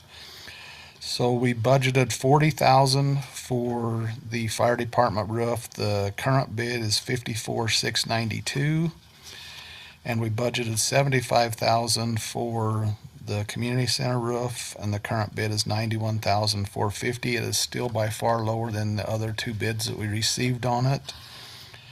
We have, as we discussed in a previous meeting, we have worked with the contractor. He was with a different firm at the time, and we would be looking at doing the 30-year roof. We could also reduce the cost slightly by a few thousand on each roof by doing a 20-year roof. The money is available in that fund, but we didn't have it on there as a line item, so we wanted your approval to go ahead and move forward with the project. Okay. Any questions for Mr. Douglas on this? Councilor Arnold. I would move to approve resolution 2025-15 as stated within the packet, but we need, That's the next item. oh, it is. I jumped down trying to get numbers. Or, It was what, Yeah, there's- 31.5 thousand more? yeah, I was gonna have Sean, Isn't that what you so told it's us? 14? There's not a resolution with this one. I didn't do the exact number difference. It was the bid's $54,692. our So original. not exceeds these numbers that Sean's talking about? You could. We kind of just wanted a consensus. It was just one of those deals that, it's a small amount that I could have signed off on, but where you didn't know about it, we wanted to make sure you guys knew about it. So more than anything. So Well, as far as the expenditure, both Steve and the mayor have the spending authority for it, but we had it in there as a line item. We just didn't want to cross any fences that you guys didn't know what we was spending and that was above what you had approved. So the main was just to get an approval from you that you're okay with spending the funds that we need to spend. So a consensus would be okay, Mr. Brooks? yeah, and then at that point I could sign off on it. So Okay. We appreciate you always keeping us up to date and being transparent about that. Yes, thank you. And they do a great job of that. They don't, even though the authority's there sometimes, they always let us know on the big purchases. So is everybody okay with that? We're replacing that with, I think the 30 years probably the way to go. Everybody a thumbs up. You see some head shakes. Councilor Hawes, yep, thumbs up all across the board. That's a unanimous consensus. Thanks for bringing that to us. We always like having all the information. Okay. Item number 5, tentative budget review of departments, funds, and RDA by department heads and administration. Mr. Carden. Does anybody need a break before we go into this? Okay, I think we're ready to go. we're gonna have Cody's gonna stay down there because he needs to use that computer, so Stacy has access to that, so that's why he's down there in that spot. All right. It looks like everybody can see that. Hopefully everybody can hear me. So this was in the packet. I'm just going to point out a few little things. First of all, if you look at some of these charts, just right here, you can see our expenditures by fund. We'll talk about all these. But the biggest thing is our budget for the year is actually going down about $13,000 for the general fund. You can see the other funds there. As always, if you have any questions, please interrupt me. I'm going to try and hit all the details, as Councilor Stevens said, but I'm going to do it kind of quick. And what we're going to assume, as we always do, is that what we're doing this year is kind of the base year, and then we're just going to talk about deviations and differences. You can see on this spreadsheet, the green is 2023, 2024 prior year actual. Yellow is the current year budget. Orange is where the current year actual was as of the end of March when I ran this report. Our software system, Cassell, estimates what it should be for the year based upon what's come in and things. So I can go in and adjust those. Some of them I have, some of them I left what it estimated just so that you could see those. But keep in mind that's just an estimate. Not all those are actuals or going to happen exactly as it portrays. And then the blue is what we're really talking about because that's next year's budget. So to begin with, you can see the property taxes here. One thing to keep in mind is some of our money will be going to West Bench RDA with this year because we triggered that as of January 1st. So a little bit of our money will be redirected there that we've been collecting for that RDA area. Currently, we don't have a proposed TNT or truth in taxation in there. We just have holding our normal rate. As Councilor Hanson talked about earlier, we really need to make a decision on that by the final budget adoption, but it's better if we know that we're going to do that sooner because the county only, well, per TNT rules, only one taxing entity per evening can have a truth in taxation hearing. So we really need to know so that we can get that scheduled and those kind of things beforehand. This number is probably a little bit high. If you remember, I always try to overshoot that a little bit because we have growth in there as well.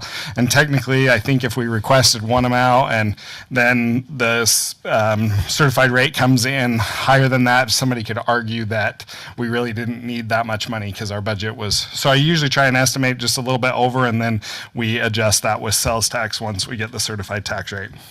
So that's what we have on property tax.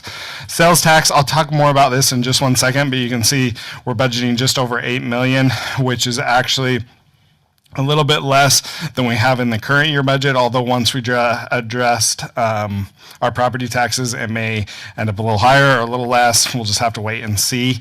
I'm going to talk about sales tax real quick. So we got our last distribution. This will be in the next packet with my financial report, hopefully. And you can see we're still trending down slightly, just a little bit. One thing to pay attention to is right here. I thought it was really interesting.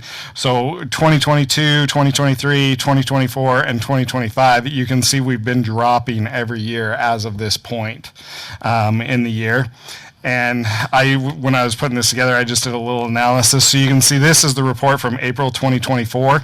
This is the whole state's distribution, and then this is April 2025. So the whole state was actually down by about 7.3 million, which just means there was less sales tax collected or generated during that period.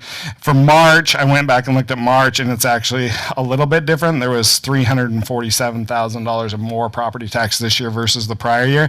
And then I threw together this chart because I thought it was kind of interesting. Hopefully at least Stacy appreciates it. But you can see this is about 4 years worth of sales tax, and this is just what was generated at the state level. And it's interesting, at least to me, how much it jumps around each year. You can see some years are higher, some years are lower, or some months distributions are higher, some are lower. But in general, we're talking the dark green, and you can see there are a couple anomalies, but for the most part, it's at or below where the other ones have been. And that kind of gives us an average of the whole state. I feel like a little smoothing. So that's what we're doing with sales tax. Just something to note, you can see our building permits, a lot in part to do America First. They're up for the year, but we leave our budget kind of conservative just because we don't know what's going to happen there. Federal funding, you can see in the past we've had ARPA money. That's all gone. All the reporting's done with that. But we do have some money in there for CMAQ funding for the roundabout on 1050. If you remember, this may or may not come in. Sometimes with that CMAQ funding, we'll actually just pay UDOT. We're still working on the design of that and some of the charges and things that UDOT wants, but it's really kind of their project, so we're negotiating some of them with that right now. We have this resource officer reimbursement with the officer at UMA, so we have a budget there that we didn't have in the past. You can see our street cuts along with some of that development. It's been way up this year. Once again, just higher volume. That seems to bounce around a little bit with development. We're just going to scroll past my sales tax reports there. Other fees, you can see one other thing to notice. I'm just kind of hitting highlights here. Our ambulance transportation fees, you can see we're quite low this year due to some staffing issues and other things. So we did pull the budget down some, but Matt feels confident that it should rebound and those things now that we're resolving some of those staff issues. So we have that at $400,000. Our fines revenues, right now we don't have quite the ticket volume that we had a couple years ago, but we're still up, so we increased that budget, and hopefully that will continue to improve.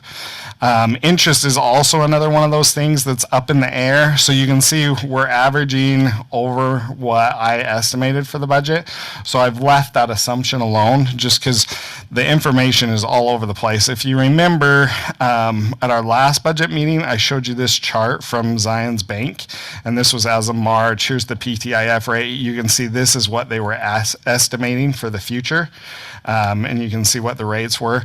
So now look, this was as of this week, so this is their new estimate. So you can see they have it dropping much faster. If that will happen, who knows? That's kind of anybody's guess at this point, but we felt comfortable with the interest at where it was, and so we've continued with that estimate.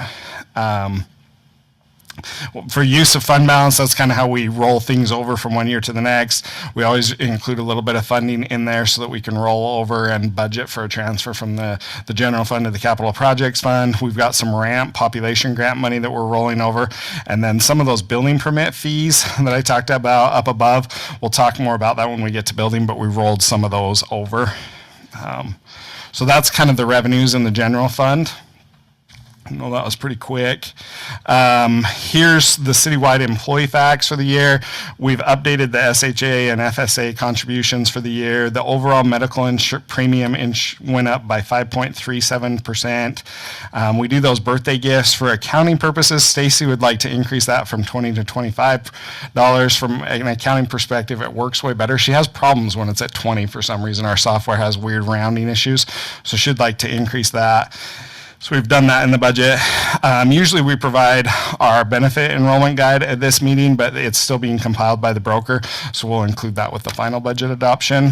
As far as our summary for wage increases, per our policy with the city, Stacy always surveys the market. So she did that with our software TechNet. And just for your information, I was at a luncheon last week with some other finance directors, and more people are going to TechNet. So in theory, like, the information should be better and better, right? The more people who use it, we're getting a better sampling of the market. So this year when she surveyed, the average minimum pay scale increased by 4.35%.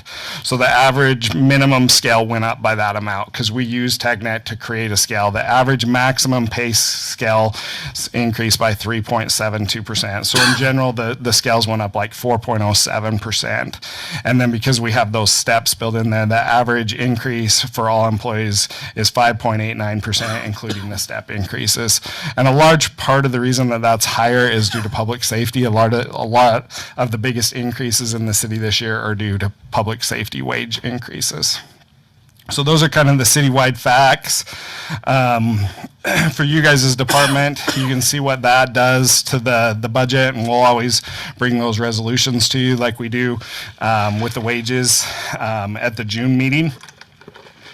Subscriptions and memberships, we increased that. I left this budget note just so you can see, like, Utah League of Cities and Towns, they changed how they do their assessment. It used to just be flat based upon population, and now they actually increase sales tax in it. So go figure, right? So we used to pay about $8,400. This year we got our assessment and it was just under $13,000. So that's part of the reason we increased that. Special department expenses, we have it going from $12,000 to $25,000. A big part of that's Qualtrics. If you remember, we agreed to purchase that for a couple of years so we could do some surveys. Special projects, we have $20,000 in there. That's what we have in there this current year, but we left it in there for lunch with the mayor and then some money for 2030 planning. So if we needed to do studies or get engineering estimates or whatever, that there was a little money available. And then this is just the IT inter-service fund transfer. So that's you guys' department. As far as legal goes, which is like the court and those things, you can see we have our citywide facts. Our office supplies are averaging a little higher, so we bumped that up $2,000. Our public defender, we renegotiated that contract, or have a new contract if you remember, so we actually pay per case now instead of just paying a flat monthly fee. And then depending on the case mixes we have, depends on what we're paying, and that's been averaging a little higher, so we pulled that up just a little bit. Our miscellaneous has been averaging a little higher, so we pulled that up. And then we have our internal service fund transfer, which is actually the same. So that's legal. As far as city administration goes, we have our citywide facts. All of the training costs, for the most part, you'll see like they've been increasing. Just hotels are more expensive, mileage is more expensive, and those things. So we bumped that up from $6,000 to $7,000. And just as an item to note, a lot of Steve's training, where we used to pay for that out of legal, it's mainly being paid for out of here. So that's part of the reason for the increase too. So that's city administration. Business administration, which is my department. We have the citywide facts. Building and ground maintenance, if you remember, we did a change with our janitorial services. We used to have part-time janitors. As part of Chris retiring, we outsourced that and kind of redid his job a little bit. So we're moving some money from wages down into building and ground maintenance. Our audit, the audit firm that we've been using for the last several years, they're combining with another firm, so we'll potentially go out to bid this year. And those costs have been going up, so that's why I bumped that up, just thinking that a new company might be a little more. We continue to see more and more people who are paying by online resources, and so the special department expense in my account, or in my department, is mainly merchant fees, like prime credit card fees and those kind of things, and we bumped that up to $60,000. One thing you guys have mentioned in the past and that we wanted to talk to you about this year is we just kind of wanted to get a consensus here hear how you feel about us implementing a surcharge for credit card payments or a fee. We get a lot of people now, like developers that come in and they want to pay with a credit card. And in the past, we could be like, well, no, if we need a check. But more and more, they're like, nope, take my credit card. And so the problem is like 3% on a $10,000 transaction, it just keeps getting more and more expensive. However, the offset to that is with utility accounts, there's different merchant fees. And so we actually can't charge like a flat percentage. We can charge a flat fee of like $2. So what our suggestion would be as staff is anything that's utility, we would recommend that we just continue to build it into the rate as we've done in the past when we've talked about it. But then any other transaction, we add a surcharge to help cover those credit card fees, just as a way, even towards 2030 to help offset those charges that we're getting. I don't know how you guys feel about that. Would bring it back to you with the final budget. We just kind of wanted to get a consensus. And some of that works good for like Brandon's department with building. Currently, right now, we don't have it set up that you can pay by credit card online for building permits because of that, but we can add that to our city inspector, and then people can pay for their permit online and everything. They can do an e-check right now, but they can't use a credit card. So I don't know. Question. So e-check would not have the fee? It would depend. We'll have to look at it. If it's for utilities, it wouldn't. If it has a regular, we still pay a fee with e-checks. It's a much lower fee. So we just have to look at it and come back to you with like a proposal. But in general, we were just thinking like credit or debit cards. So I dislike the fees, the convenience fees. And when I go to California, every gas station, I hate them. I hate them when I apply for stuff in Wyoming. Like, I hate them. But unfortunately, they're kind of the reality. Right. So, I think we've got to look at it. I hate them, but real quickly, I worked at the IRS. If you owed IRS $1,000, IRS was collecting $1,000. So if they had to pay a service charge for credit card, then there was it. You actually had to go through a third party, and that was so that the IRS had $1,000. Okay, so. Especially where you're talking large sums as opposed to the $80, $100 utility payments. Absolutely. But we do have a way that they can come in and pay without a fee, right? Do you have a ACH fee? We don't right now, and some of the ACH, and largely we only do ACHs with utility bills, and so that would stay the same. Okay. But I this pay by check. this would apply to like court payments, building permits, anything like that. Anything short of utilities. And I appreciate you leaving the utilities because it's probably not a big part of the fees, and it's, I don't know. I think it actually is a chunk because we get a lot of money from utilities that we'll talk about here in a minute. But it's just so complicated with the utility fees that it's easier because we could charge a $2 fee that would cover most people. But then if you look at like a mobile home park, like it'd be a drop in the bucket. So in one regard, it's like, well, let's just build in the fee and not worry about it. So is that okay if we? Is that kind of a consensus? I see most of you shaking your head. Is that okay if we kind of bring that back with the final budget? Okay. Are you doing a flat? Everybody pays a little bit. So if I come in and pay it with a check. Well, or what are you paying? With my utility. Then it doesn't matter. You can pay with the credit card still, and it won't matter. You still pay your. If you're paying your credit card, if you're pay the $2. Yeah. You'll only pay. We're not talking utilities. Utilities will just be flat. We'll just leave it alone. But if you came in to pay your court fine with a credit card, then you'd have to pay it. If you come in to pay a building permit with your credit card, you'd have to pay it. And it'll allow us to offer better service and recoup some of those charges. So that's business administration. Building, we have the regular city. One more thing. Yep. And not to belabor this, go back up just a little bit. Yep. I just want to show them the total in your budget. We were able to get quite a bit of savings by making the janitorial switch we did. If you look at his total budget versus, this coming year versus last year. And so, I appreciate any time these guys look for ways to kind of cut those things, and they're always looking for ways to save money. So what we did contract janitorial services rather than having employees. So anyway. Yeah, and then we got a reset. We went from an employee that was like at the top of the pay scale to an employee that was basically at the bottom of the pay scale, and so the combination is why my budget's dropping so much. So Building, so the only changes we have is travel and training once again is going up.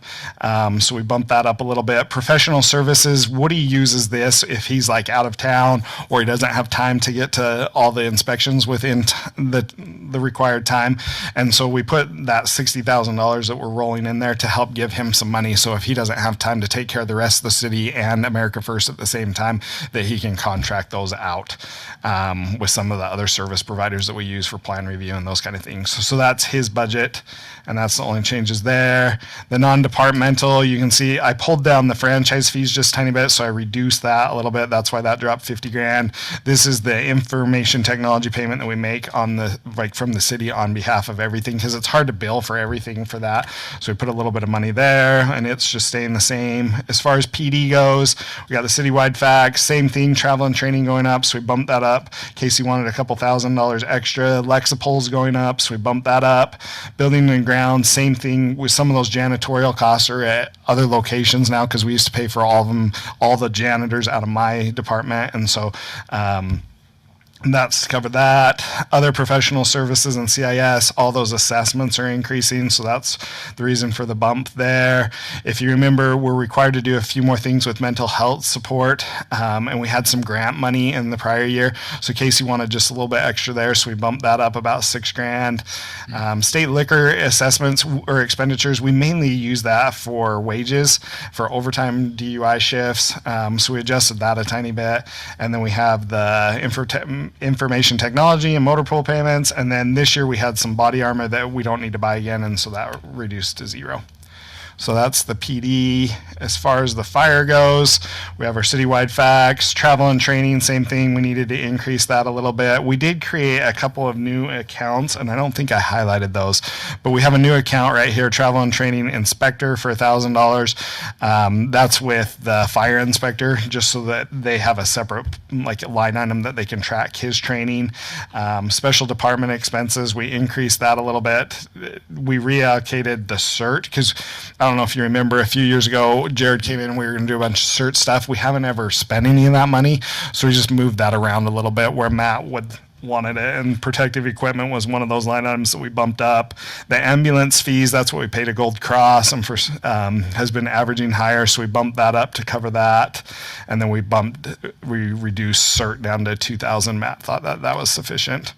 And we also had some projects in there this current year that we didn't need to roll over at this point. So that's fire. Community development, Brandon's department, we just have an increase in training, same kind of thing. And the rest of that, his department's pretty flat. Streets, we had a few changes. We had a one-time maintenance project here. I think it was like painting a truck bed and doing some stuff, so we pulled that out, so it's dropping by down to 20,000. Street lights, a lot of those have been changed over, so Sean wanted to pull that down to 65,000 from 70. Our Class C road money, local option expenditures, and 1050 West roundabout projects, that's money that we've had in here. That's those restricted funds that we collect. We do have a couple budget notes, like road surface treatments for 200,000, so that Sean can kind of just do those each year. Sidewalk additions, sidewalk maintenance, and then this 1050 West, hopefully we'll finally get that wrapped up. That's kind of like the full portion of that project, or what we thought it would be at that point. We might have to bump that up a little bit, but that was local option money that we're using, plus the CMAQ grant up above. And then capital outlay, I think that was like an asphalt roller that we got purchased this year, and so we didn't have that this year. And so that's the road funds, or streets. Where, I had a question. Where would crosswalk funds come from? Or would they be in the budget? Would they be the streets?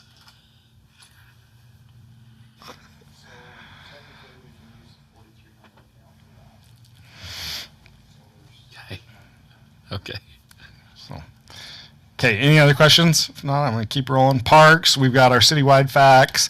Equipment and maintenance, we bounced that up just a little bit. Sean wanted a little more money. Splash pad expenses, same thing. Insurance, we bumped that up a little bit. Ramp grant expenditures, that's the local option. Usually Sean and Rich figure out a way to spend some of that, so we have a little bit of money sitting there that we need to spend. And if you remember, we just get that every year we get like $1 per resident. from ramp. We've Are got we our. able to use that as the matching funds for the ramp? I don't grants? think so. I think they Good question, consider though. that double dipping, but we've been able to use that for like, didn't we buy like canopies for Old Glory Days one year? I think we bought some drinking fountains one year, like railings. So we've used it for stuff in the parks and those in the past, but we have a little bit of money there. Capital outlay, Sean's asking for $47,500 for, you can see the budget notes, fiber, tree removal, playground parks, backflow enclosures, like pole pruners, blowers, weed eaters, hedge trimmers, and then some parking lot rehab and striping at the parks. So that's parks. Community services, travel and training once again is going up. Operations, materials and supplies, they just wanted an extra $1,000 there. Soccer, we didn't have any budget there, and we just wanted to bump that up to $1,500. He needed a little bit more money for basketball. Same thing with some of these special departments. Public communication is the newsletter with postage going up and stuff. It's just been a little higher, so we bumped that up. Same thing with miscellaneous. This grant expenditures, Rich has been trying to find like money from Old Glory Days that Michelle and him talked about earlier. So we bumped that up so that he has some grant funding there or room for expenditures for like Old Glory Days and those things. So that's his department. So overall, that's Have we heard anything about fireworks for this year and/or next year? I heard that the costs are going through the roof. Equal. Is it tariffs? Yeah, everything's made in China. So our firework provider gave us an option. It's kind of a weird situation with fireworks. Tell them how much you can spend and they'll spend it, right? And so we can keep the money the same and reduce the number of shots. Or the other option would be to increase our spend by, I think, $2,000 and get the same show. And that's what we chose for this year because we had the ramp grant coming in. Grant that we had some extra money we could spend on that. But we didn't talk anything about next year.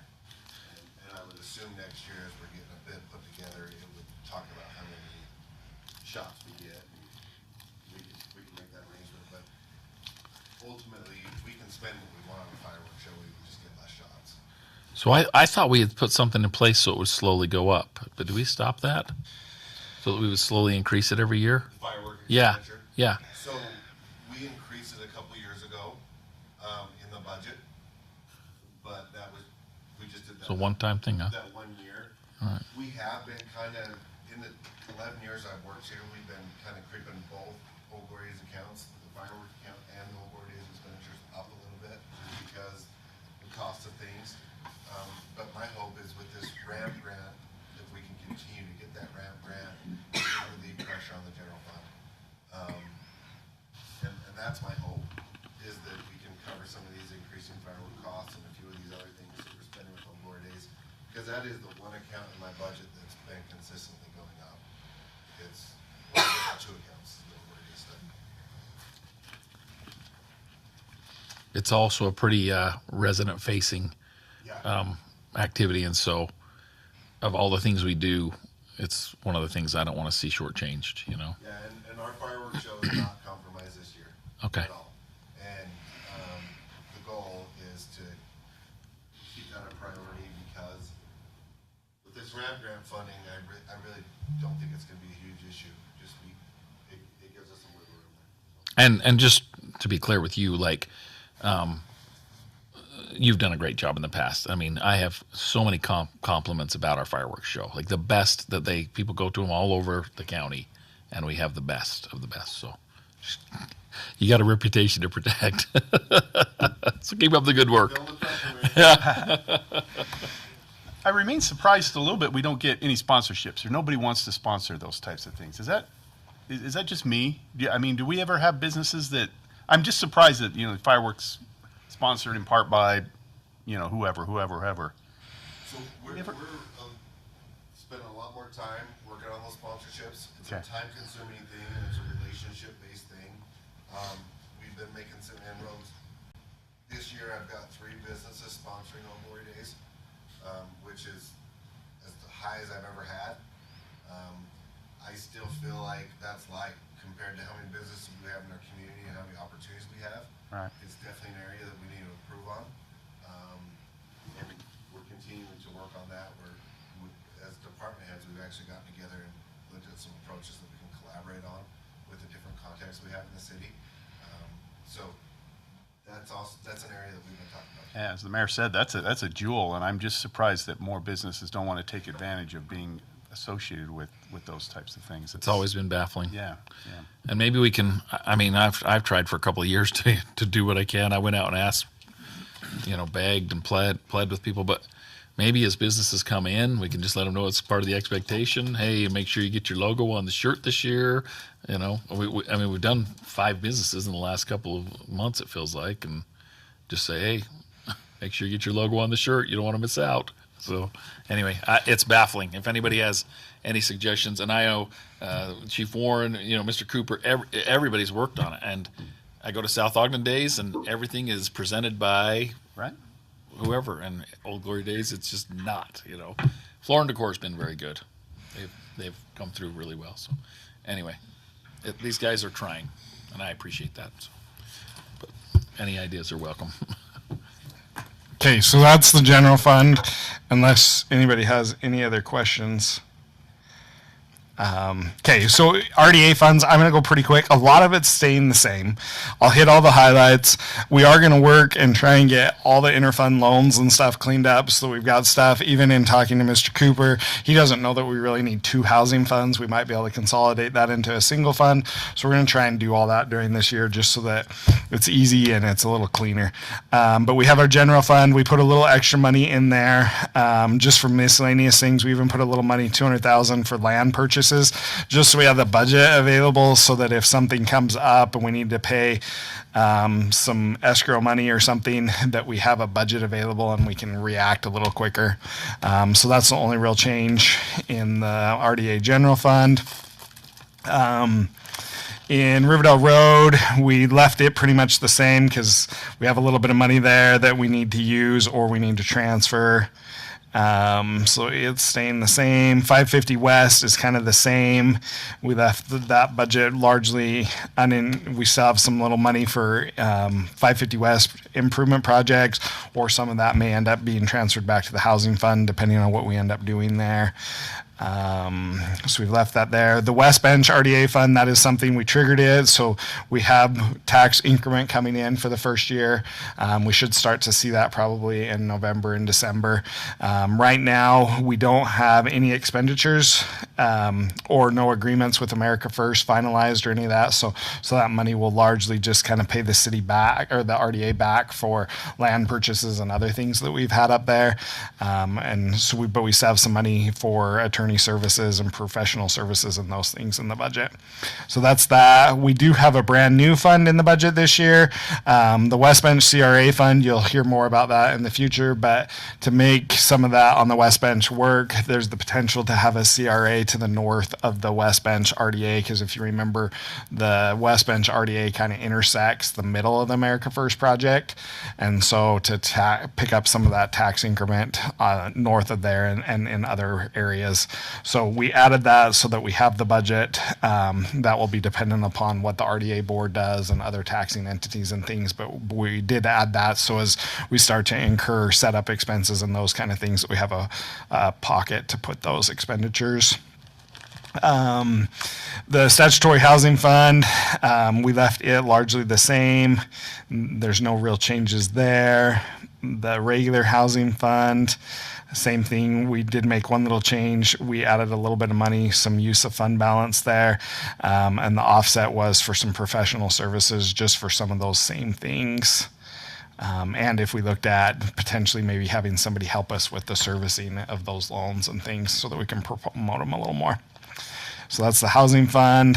For the senior center, for this facilities, Rich can talk more about this if you have questions, but we have the rent increase set for January 1st for 10%. So the current 1-bedroom is $980, it'd go to $1,078, and the 2-bedroom at $1,215, it would go to about $1,337 as of January 1st. We do have the one shocking number right here is based upon some of those capital projects that we talked talked to you about last time, we have using $651,000 of fund balance in that fund.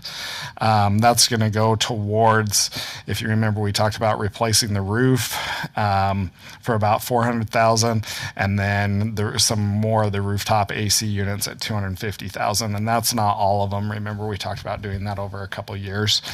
We did change the management, admin, and operations just a little bit.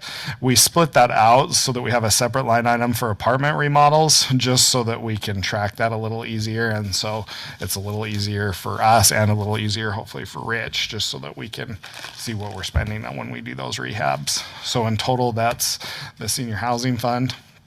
So that's the RDAs, unless you have any questions there. Okay, seeing none, I'll keep going.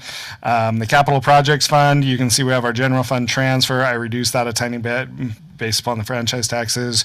The interest allocation, I had, for some reason, it was a little high, so I did pull that down in this fund. As far as projects go, most of these we talked to you about at the first meeting, but we want to look at the front vestibule upstairs is leaking, so we put $20,000 in there for that, and then just a little bit of money just because this building's old. For the police station, in case we would like to replace their handguns and add red dots, so we put $30,000 in there and then left a little bit of money in case they needed something at their building. The fire station, we have $45,000 for a bathroom remodel and $10,000 for the parking lot improvements. Community center, $15,000 for parking lots, $20,000 for exercise equipment replacement. They need a new floor scrubber for $12,000, and then we're gonna, if you remember, Sean talked about replacing the last couple of residential furnaces that are on the west end of that building. So we got $10,000 in there for a total of $57,000. We've been carrying $100,000 of emergency management money that we just have available in case something comes up, like when we had the hillside. So we've just continued to do that. Parks and trails. Sean would like to replace Golden Spike Park for $300,000. We have that outdoor classroom that Michelle just talked about for $20,000, and we have the parking lot improvements for $20,000, or sorry, $60,000 for the outdoor classroom, $20,000 for the parking lot improvements, and we did pull the pickleball court there. As far as equipment goes, we always put a little bit of money for our Wi-Fi tower or comm tower, and then a little bit of money for cameras in case we need to make any improvements or we get vandalism or whatever. So we have adding $2.4 million to the fund balance in the capital projects fund. So that's capital projects fund. Now we got enterprise funds. So going forward, this year, Weber Basin is hitting us with a 13.31% rate increase. So as we've done the last few years, we're just proposing to pass that through to residents. Last year, if you remember, Councillor Hawes had a suggestion that we delay the implementation of that, just the water increase. We would recommend that we don't do that this year, or if you're going to do that, that we do all of them on the same schedule, because it really messed up our utility billing clerk and our equal pay, because we had one increase, she recalculated it, and then we had another delayed increase. So that would just be our one suggestion. If you're going to change the implementation date, can we do it across the board? It just makes it a lot easier internally. And then a lot of the residents thought we had double increases, where in reality, like, one was sewer and stormwater and the other was water. So it just makes it a little easier internally. But this is what the fee structure would look like if you guys were okay passing that increase along. You can see there's how we calculate the increase. This is the current tiered usage and the current rates. So a 3/4 would go from 2406 to 2726, and then for the first 10,000, it would go from 41 cents to 46. From 10,000 to 20,000 gallons, it would go from 104 to 118. From 20 to 30,000, it would go from 165 to 187. From 30 to 50,000, it would go from 242 to 274, and then over 50,000 would go from 261 to 296 for a residential. You can see the mobile home park rates are much the same, and they would flow through the same. And then the commercial, we've applied the same increases to, although those rates are slightly different. Just for your information, this is Weber Basin's estimate. So this is what we're looking at for fiscal year 2026. For 2027, as you know, this is just their estimates, but they're looking at a 13.41% increase for 2027 and a 13.68% increase for 2028. So we're probably going to stay at those increase levels for the next couple of years. So, and some of that is due based upon, they say, like federal construction obligations and state regulations that they're going to have to build different things and those things. But that's why we have those increases. As far as the other water expenses, same citywide expenses. Some of the subscriptions and memberships are going up, so we bounced that up. Special department expenses, we bumped that up 20 grand for some water meters, state fee, well rectifier, hydrants, and some tools. Miscellaneous, Sean wanted a little more money, so we bumped that up as well. I'm changing a little bit how we do the capital projects fund, or the capital project expenditures or expenses in the enterprise funds, just so that it's a little easier to see. We used to kind of like almost double budget because we budget for depreciation expense because we have to be on the full accrual on these funds, but then we also budget for the expenditures. So we always look like we're in the hole. So I've got them going out. So we've got 50,000 for SCADA, water line replacement of 700 and then, or 700,000, and then water conservation projects for 50,000. So then I show like capitalizing that for 800,000 so that we basically net to zero. And then you can see our budgeted increase in retained earnings in the water fund is 268,000.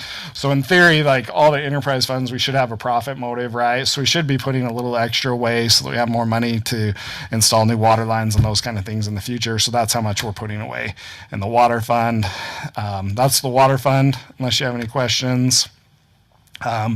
For the sewer fund, Central Weber, they do a tiered rate increase, so it's based upon like your growth and things as well. So I think their average increase was like 6%. Ours ended up a little bit less at 4.66. So you can see we have that reflected in the budget. So the rate proposal would be, currently we're $27.68 per residential unit. It'd go to $29.13. And you can see those are the commercial and other rates.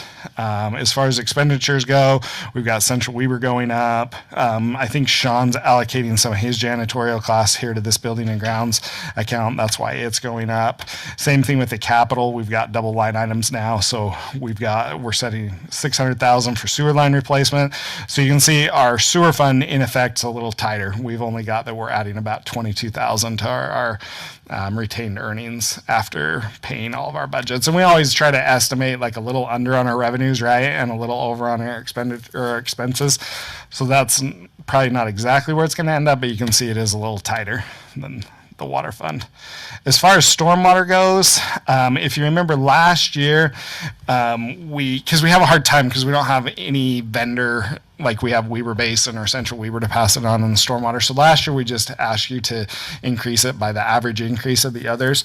This year, we wondered if you wanted to do a rate study or if you just wanted us to do the average increase. The reason being is you'll see right now we almost need a contribution from retained earnings of 113,000 to make this balance.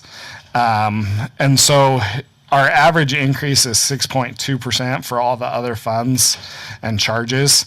So right now we're not asking for any increase, but we wondered if we should maybe have somebody else look at that. Part of the reason too is Sean's talked about, but to refresh your memory, we know at some point in the next year or two that we're going to have an audit by the state. I can't remember, the Division of Water Quality or whatever it's called. And so we're probably going to have to make some significant changes there. So we wondered if it was worth having somebody look at those rates and see what they think we should do both now and long term so that we're kind of in track in the future. A lot of other cities, their stormwater rates are about double ours. Ours is still really affordable at $3.18. So we just wondered what you guys thought about that, but we thought that might be a good way of approaching it rather than having a huge fee increase.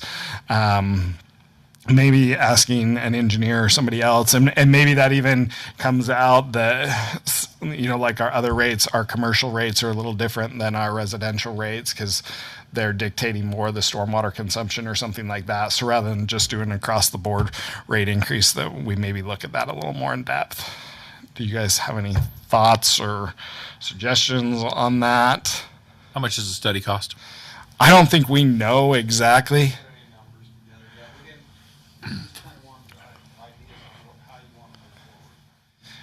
I always find myself a little hesitant to spend money on a study when we could just, raise the rate a little bit. But I know it's nice to have something to base it on, but it's just Yeah, and too part of much money. It's almost like, well, why don't we just raise it a little bit and not raise it as much, and save the money on the study? But One with an average of 6% or with Weaver Basin thrown in there, that's crazy, at 13%.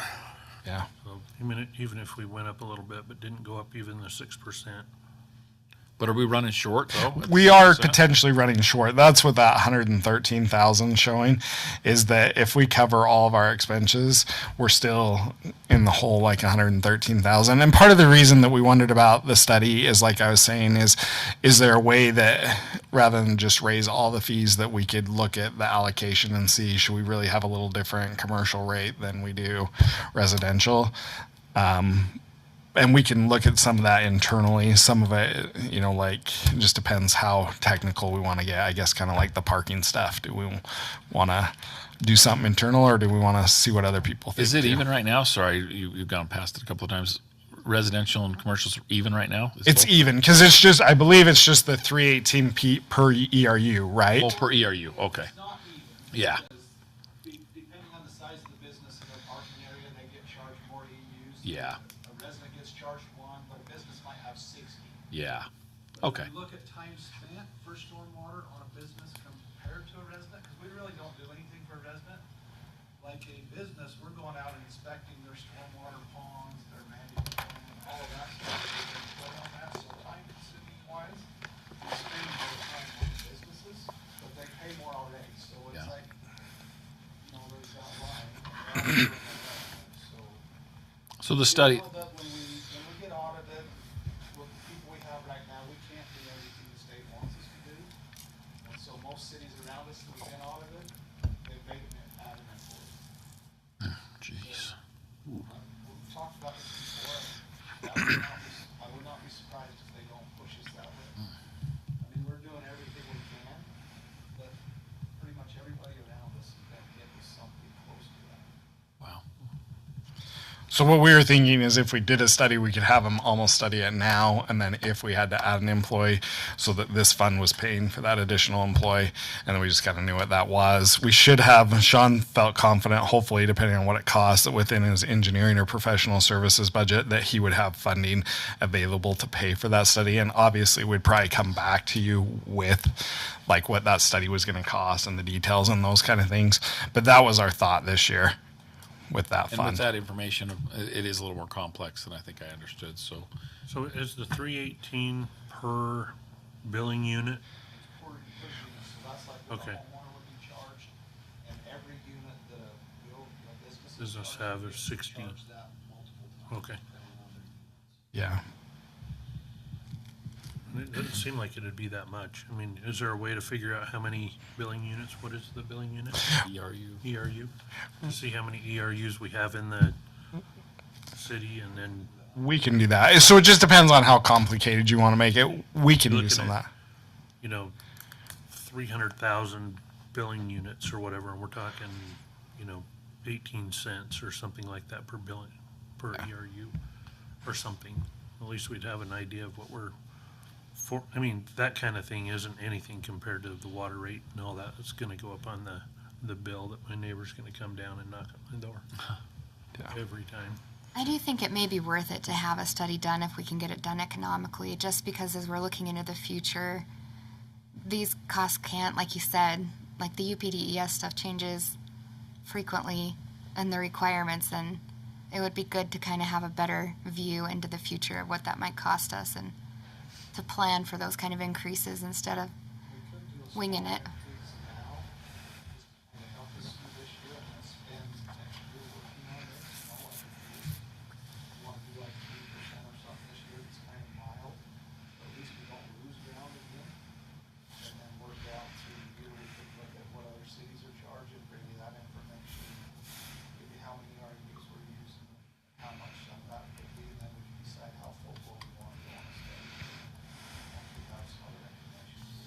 We have a pretty good formula right now with the ERUs divided by the shortfall or whatever, so we know exactly how much money we're gonna be short of the 112,000 divided by ERUs. The rate should go up X, rather than saying a percentage, we could even just say it needs to go up 5 cents per ERU, or Yeah. we've got a good formula to work on because we have the numbers. We can bring you that if you want at the final budget adoption, and then you can decide what you want to do. If we did the 6.2%, just calculating it fast, it'd be about 20% or 20 cents. Sorry. So we'd go from 318 to like 338. But we can look at that if you just want something simple. We just didn't know if you wanted something more complex, if you wanted to study. But we can try and pull the ERUs and the budget shortfall and calculate that, and then divide it by 12 and come up with what we'd need to adjust that. If you want to look at it that way, or if you, and then you can decide. Is that what you'd like? It feels like there's wisdom there, that we stop the bleeding Right. now, and then be more strategic moving forward, as Councilor Hanson indicated. We just felt like internally, like most of the rates, we feel like we have them dialed in pretty good. The stormwater, because of some of those external factors, we've just kind of been postponing the bleeding, if you will, a little bit, because we know that the audit's coming, but we're just trying to like kick the can down the road a little bit. But we can try and bring you some more information on that. So, okay, that sounds good. We really don't have any increases there. Just the capital outlay, we changed that to the same format. Stormwater improvements, $350,000. Manhole covers $15,000. Backup pump for River Glen subdivision, $20,000. And then we're just moving that to the general fund. So that's the water fund. The garbage fund. This is the first year in a long time that. Sean and I could remember this happening. And so we have both a hauler increase and a transfer station increase. The hauler increase is 2.2%. The transfer station increase is 4.5%.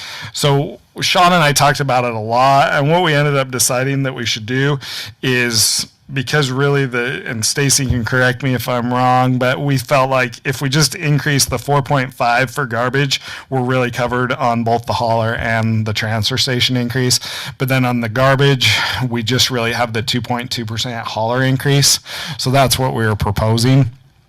So you can see there's those increases. So the first can would go up 60 cents from $13.37 to $13.97. Each additional can would go from $6.89 to $7.20, and then recycling would go from $3.97 to $4.05. So that's what we were thinking there. And then the offset to that is we just have an increase there on the garbage hauler and the landfill and things. And so that's garbage, if you guys are okay with Just that. ask a quick question. I know in my neighborhood, the April cleanup was really well participated in. I didn't have a chance to drive around any of the other parts of the city. What did you guys see in your neighborhoods? Really sparse in mine. Really sparse? Well, I had one on my street. Okay. And one in the neighborhood below the street, and they were late. Okay. So they missed them. They were sitting out by their tree for Oh. a week. I don't know And what happened. Allen's area was the lightest. Anything south of 4400, I drove the city on Monday, yeah. was heavy. We went from a spring and fall cleanup that was designed to more or less take outside land waste, leaves, trees, sticks, to household disposal. If you drove much of it, you seen like we have Junk, mattress yeah. out there, being Oh. clean, furniture. Had quite a few people have out items that weren't accepted, like the tires and that. Like one person had, I think, 10 tires out, which I didn't ever hear back. So I don't know if they picked them up or not. I hope they didn't, because that encourages them to do it again. We had people that had logs out that was over 100 pounds. Like a guy couldn't physically, I don't know how they got them out there. They must have rolled them out there. Them didn't get picked up. So I don't know if you had complaints about that, but physically they have a guy picking that stuff up, putting it in the dumpster, and then the truck dumps it. If they don't lift it, they're not gonna put it in. It was a 2-man lift for some of the stuff that I saw, so. Councilor Stevens, how was your neighborhood? Intermittent. Intermittent? There was several, but Okay. as I drove around, but people were out picking through stuff. And I'm going, Oh, "It's yeah. garbage." That's become a common. Saves us time. Yeah. Anyway. Councilor Hanson? Somebody get the We had a logs. handful, yeah, but it was, yeah, mostly junk. Ours was fairly heavy, too. Yeah. Yeah, I don't, down in your world. Councilor Hawes? Yeah, my neighborhood had quite a few there. I just, It was well attended. the reason I wonder is I wouldn't be surprised if Robinson asked for slight increase just based on that. But I was going off a small sample just in my neighborhood, and I think it took 2 days to pick up the stuff in my neighborhood because it was in, yeah.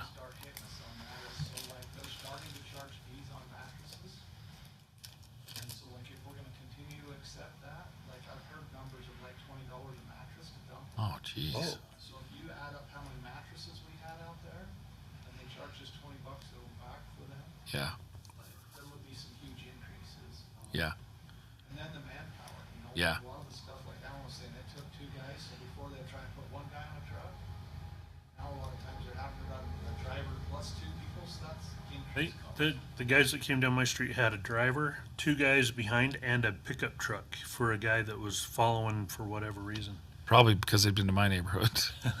It was unbelievable in my neighborhood. I mean, probably thousands of pounds and thousands of items. I just couldn't believe all the items and the stuff. It was really well received again. Yeah. I think it's big with the residents.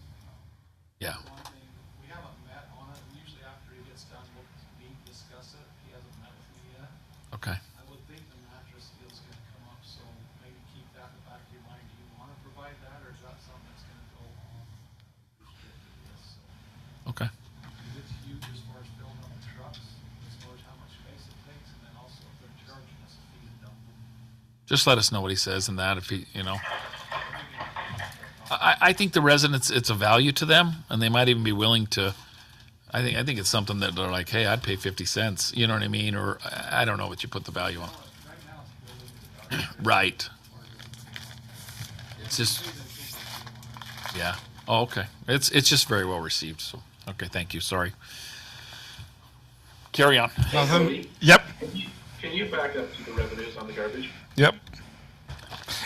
Because you have contributions from retained earnings on that for $100,000, and you made a huge deal about that on the other one, on the other was it water? Yeah. But you didn't say anything about this one. We haven't got there yet. We're still talking fees, but this one is a little different. We really don't have any infrastructure, right, that we're trying to pay for in garbage. All we're trying to pay for is garbage cans.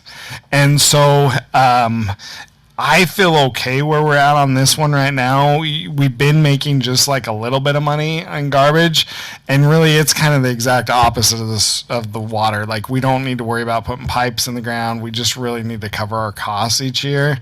And so I think we're okay. My plan on this one was just to watch it again this year and see where we end up. And if we end up that's not covering us, then next year we'd propose a little bit larger increase. But each year with our audit, like, we've been like slightly breaking even, like making like 20 or 40 grand.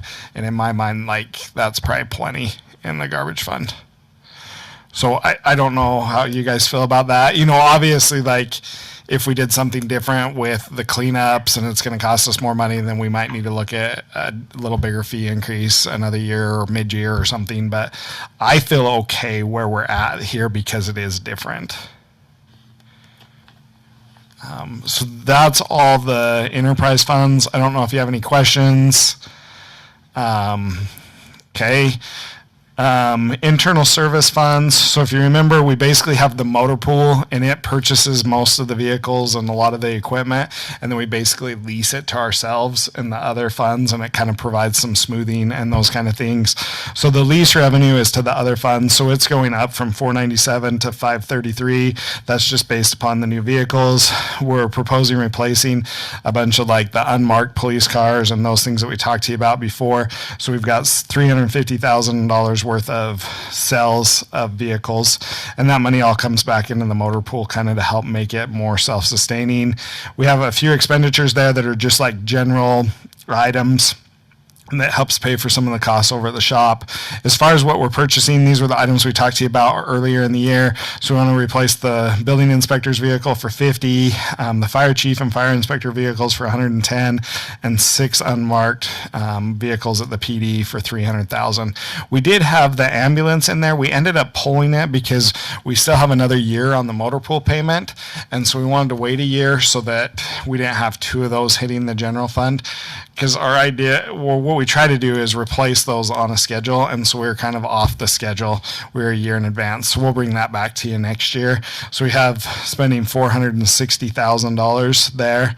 Once again, we've got moving that to the balance sheet, and then we've got an increase in retained earnings of $656,000, which is good because that just helps pay for like the police fleet another year. If you remember, we're kind of saving up for the next big expenditure.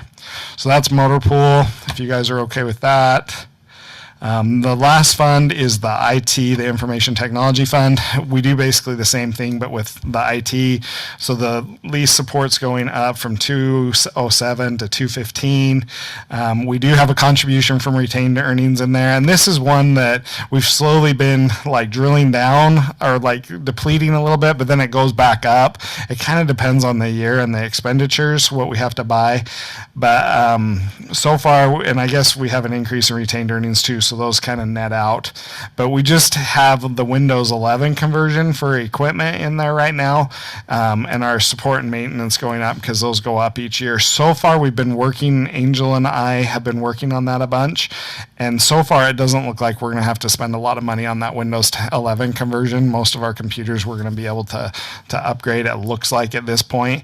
So hopefully we'll have to spend next to nothing there. But we wanted some money in there because we really won't know until we start updating every single computer which ones have a processor that's not compatible and those kind of things. And some of that, if you remember, part of that too, I guess I missed the budget note, was we also have in there money to replace the police laptops. And so that will be in there too, and that's part of that as well. So I'll add that note. So that's all of the funds. I don't know if you have any questions.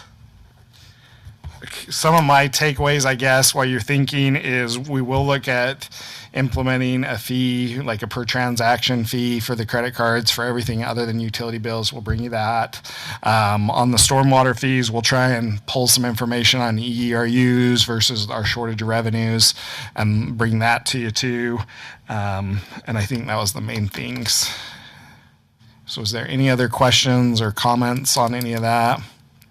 So we originally, when we talked about CIPs, there were other things on the list. Did they get kind of pushed off to a future year? I think we have like about everything in there but the ambulance and then like the pickleball court and those things. So I think we've included most of them. So that's all I have. That's what we have prepared for the tentative budget. So far, I don't know of any changes. You know, if something comes up in the next few weeks, we could potentially have a change for the final budget adoption. But we're well down the road on that. We're, like I mentioned at the very beginning, we're not planning on doing truth in taxation, but I know that's something that Steve and I have talked and the mayor about a bunch that we want to talk to the 2030 committee about and kind of get their buy-in and then talk to the council about that. But that's kind of our plan for next year. Yeah, that was something, I haven't read the bill, but they mentioned it, that maybe the cost of notices has gone down substantially. And that's, I think, what was holding us back from getting into that routine of every couple years, the last time we talked about it. So it'd be good to know if there really is, because wasn't it going to be like over 10,000? I can't remember what it cost, but it cost It was like, how do we do it? If we know we're not going to really do it, then right. Why waste that kind of money? But so I'm a little curious on if there is a savings there, and I'll have to look at it. More friendly, I guess. We'll look at it. That's a great thing for the 2030 committee to know, you know. For sure. And everybody. Yeah. So we'll look at that for sure. Anything else? If not, that's everything I have for that line item and for the next tentative budget adoption. And just as a reminder, we just have to do that per state law to really show that we're working on our budget for the next fiscal year. And so that's what we got.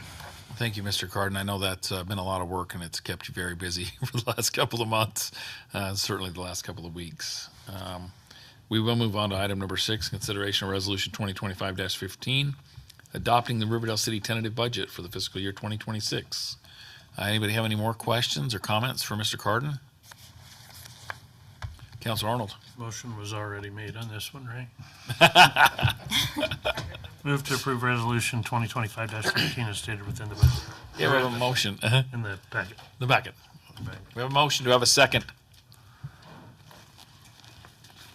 Motion dies, no budget, you're all fired. Second. There we go.